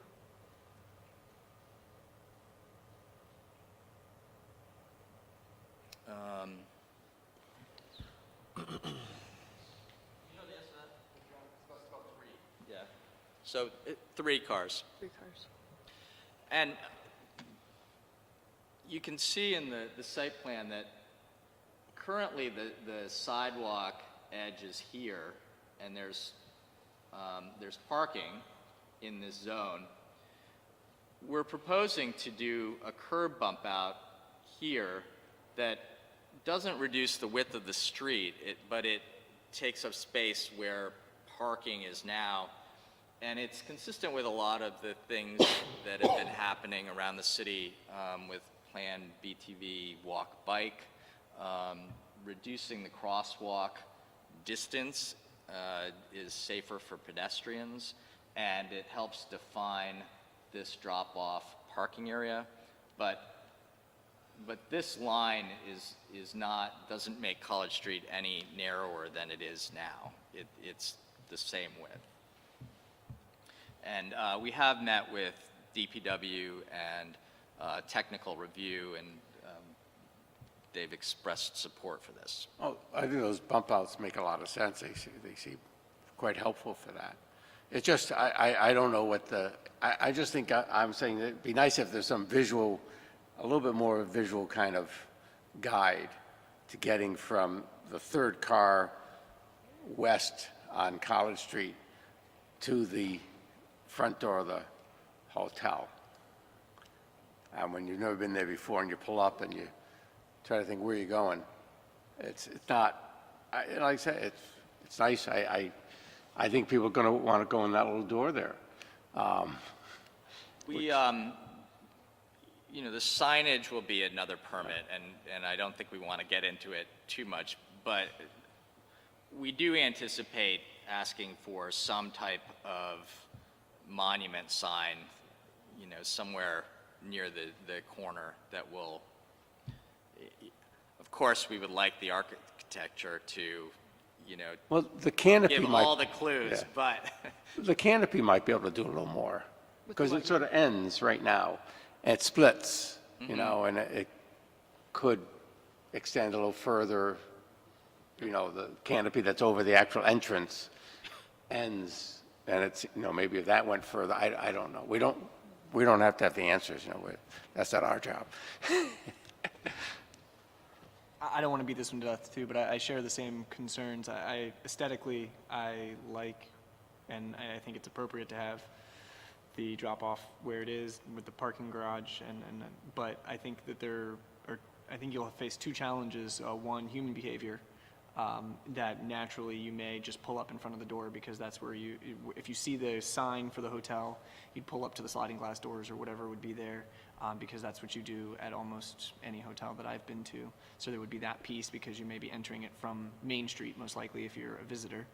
And then second, with the 3 cars, only having 3 cars in the drop-off area and then having to walk that distance around and in, you may find at a peak check-in time that there are 3 cars that are left unoccupied and more of your customers wanting to find a place to drop off, and which would then create traffic issues on both streets.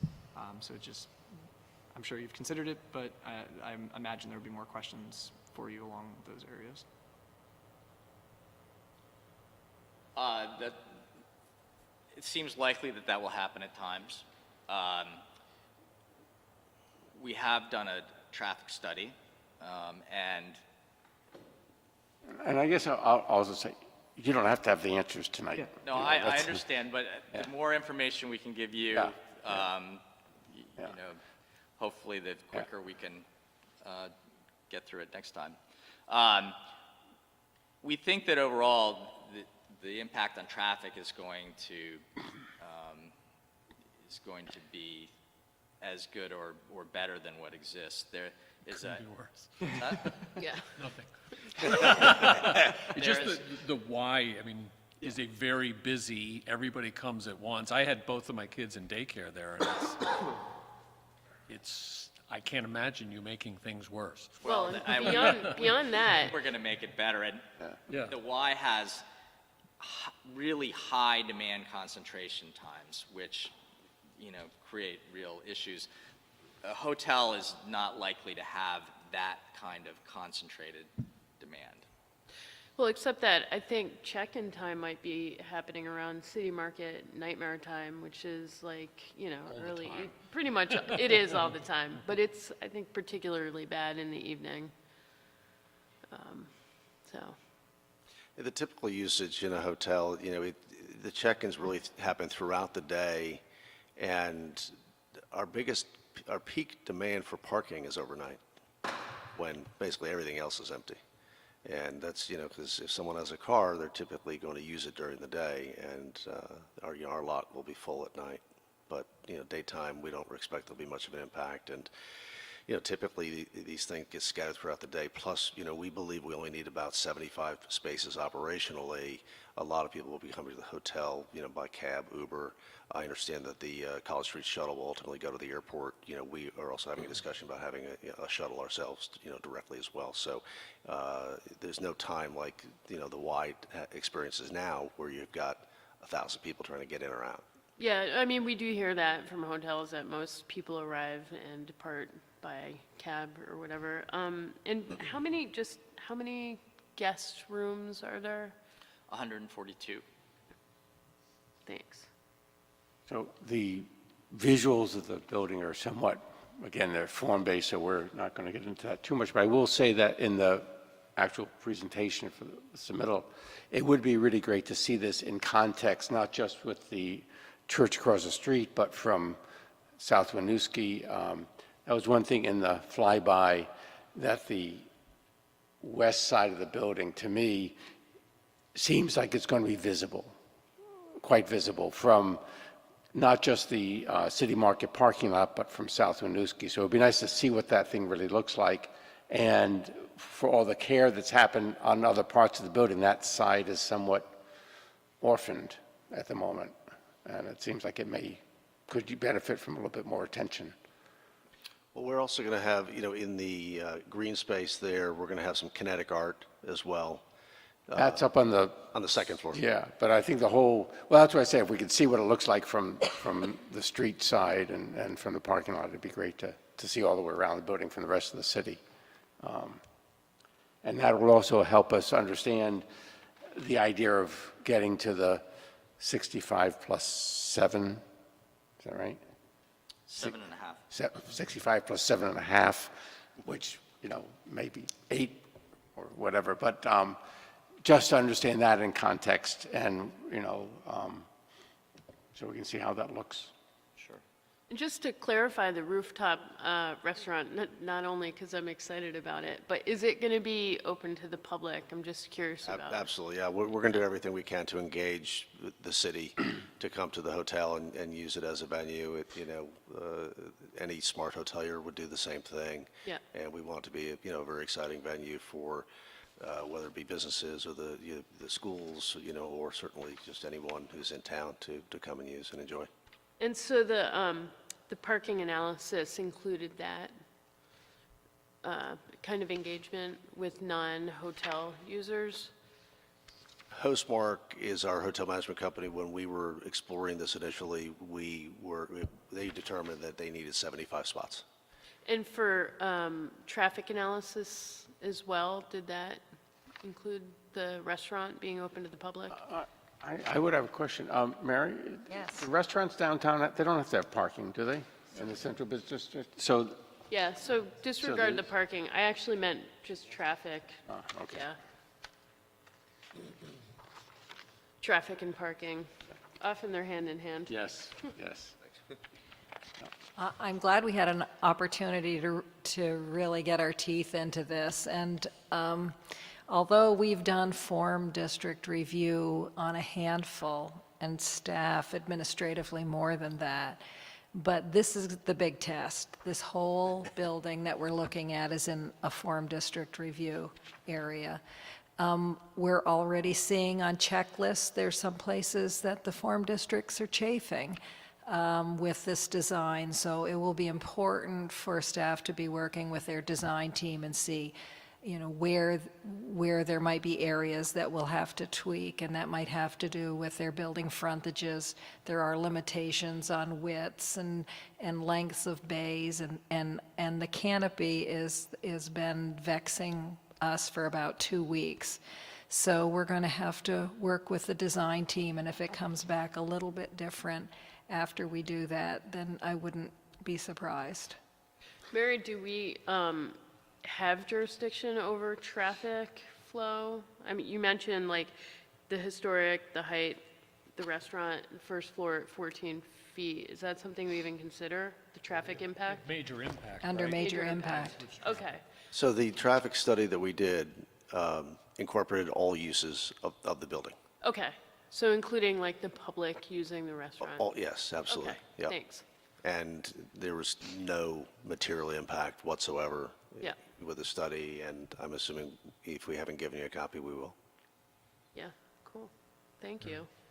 Right. Well, this is sketch plan, so we've sort of dived into some of the little details, but just for general feedback, it's great to have a project that comes up with a great adaptive reuse for a really handsome facade of the old part.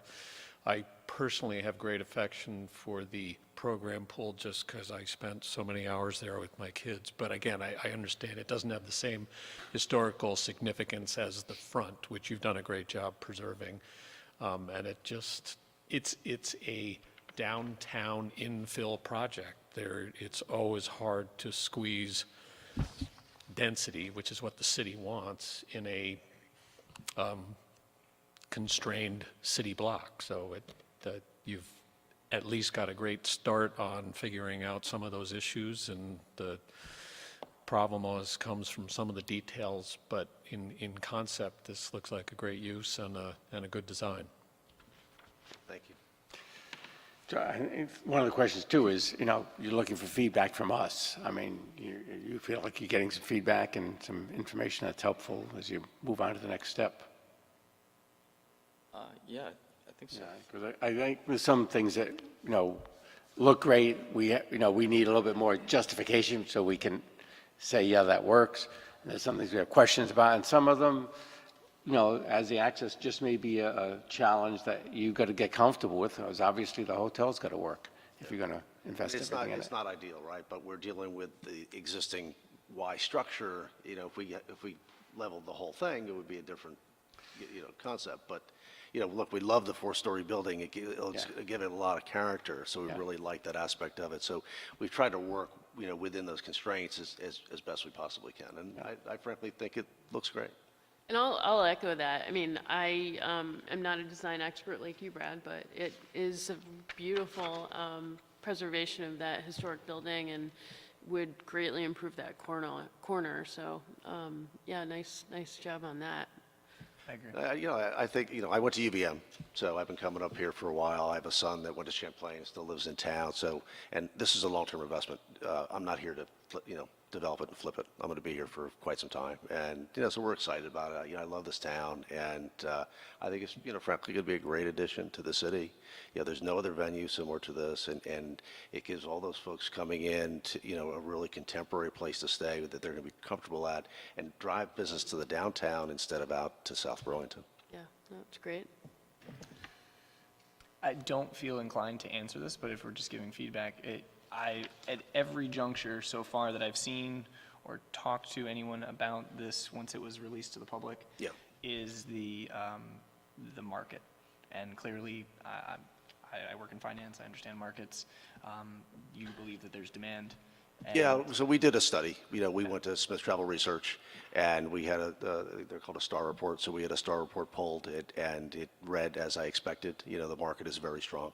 I also have an affiliation with Interstate Hotels that owned and currently runs the Hilton, and I know how that performs. And there's absolute demand in this space within the market. We had an opportunity. Someone came to us to develop a hotel at the airport. I said, absolutely not. I would not do that with anybody's money. This is not going to work. It's just not going to pencil. In the downtown, this works if we can achieve what we're trying to get here today. Yeah, I know, I agree. Anecdotally, I can see why people would say that, but when I bring my whole company here and we need 10 rooms at the Hotel Vermont, they're very difficult to get, so. Yeah. Okay. We're going to close it's not really a hearing, but sketch plan. Look forward to seeing the next iteration. Fantastic. After your many conversations with staff on the form-based, as you help everybody get better at it. We think great we're being close, a guinea pig. though. I don't anticipate it's going to come back wildly changed. Good. Thank you. This has been. Thank you all very much. Thanks for your time. Appreciate it. Do we have to act on this tonight? It needs to be signed tonight. Or we can do that under the deliberative? Whenever. Okay. So we're going to close the public hearing. We're adjourned. Okay.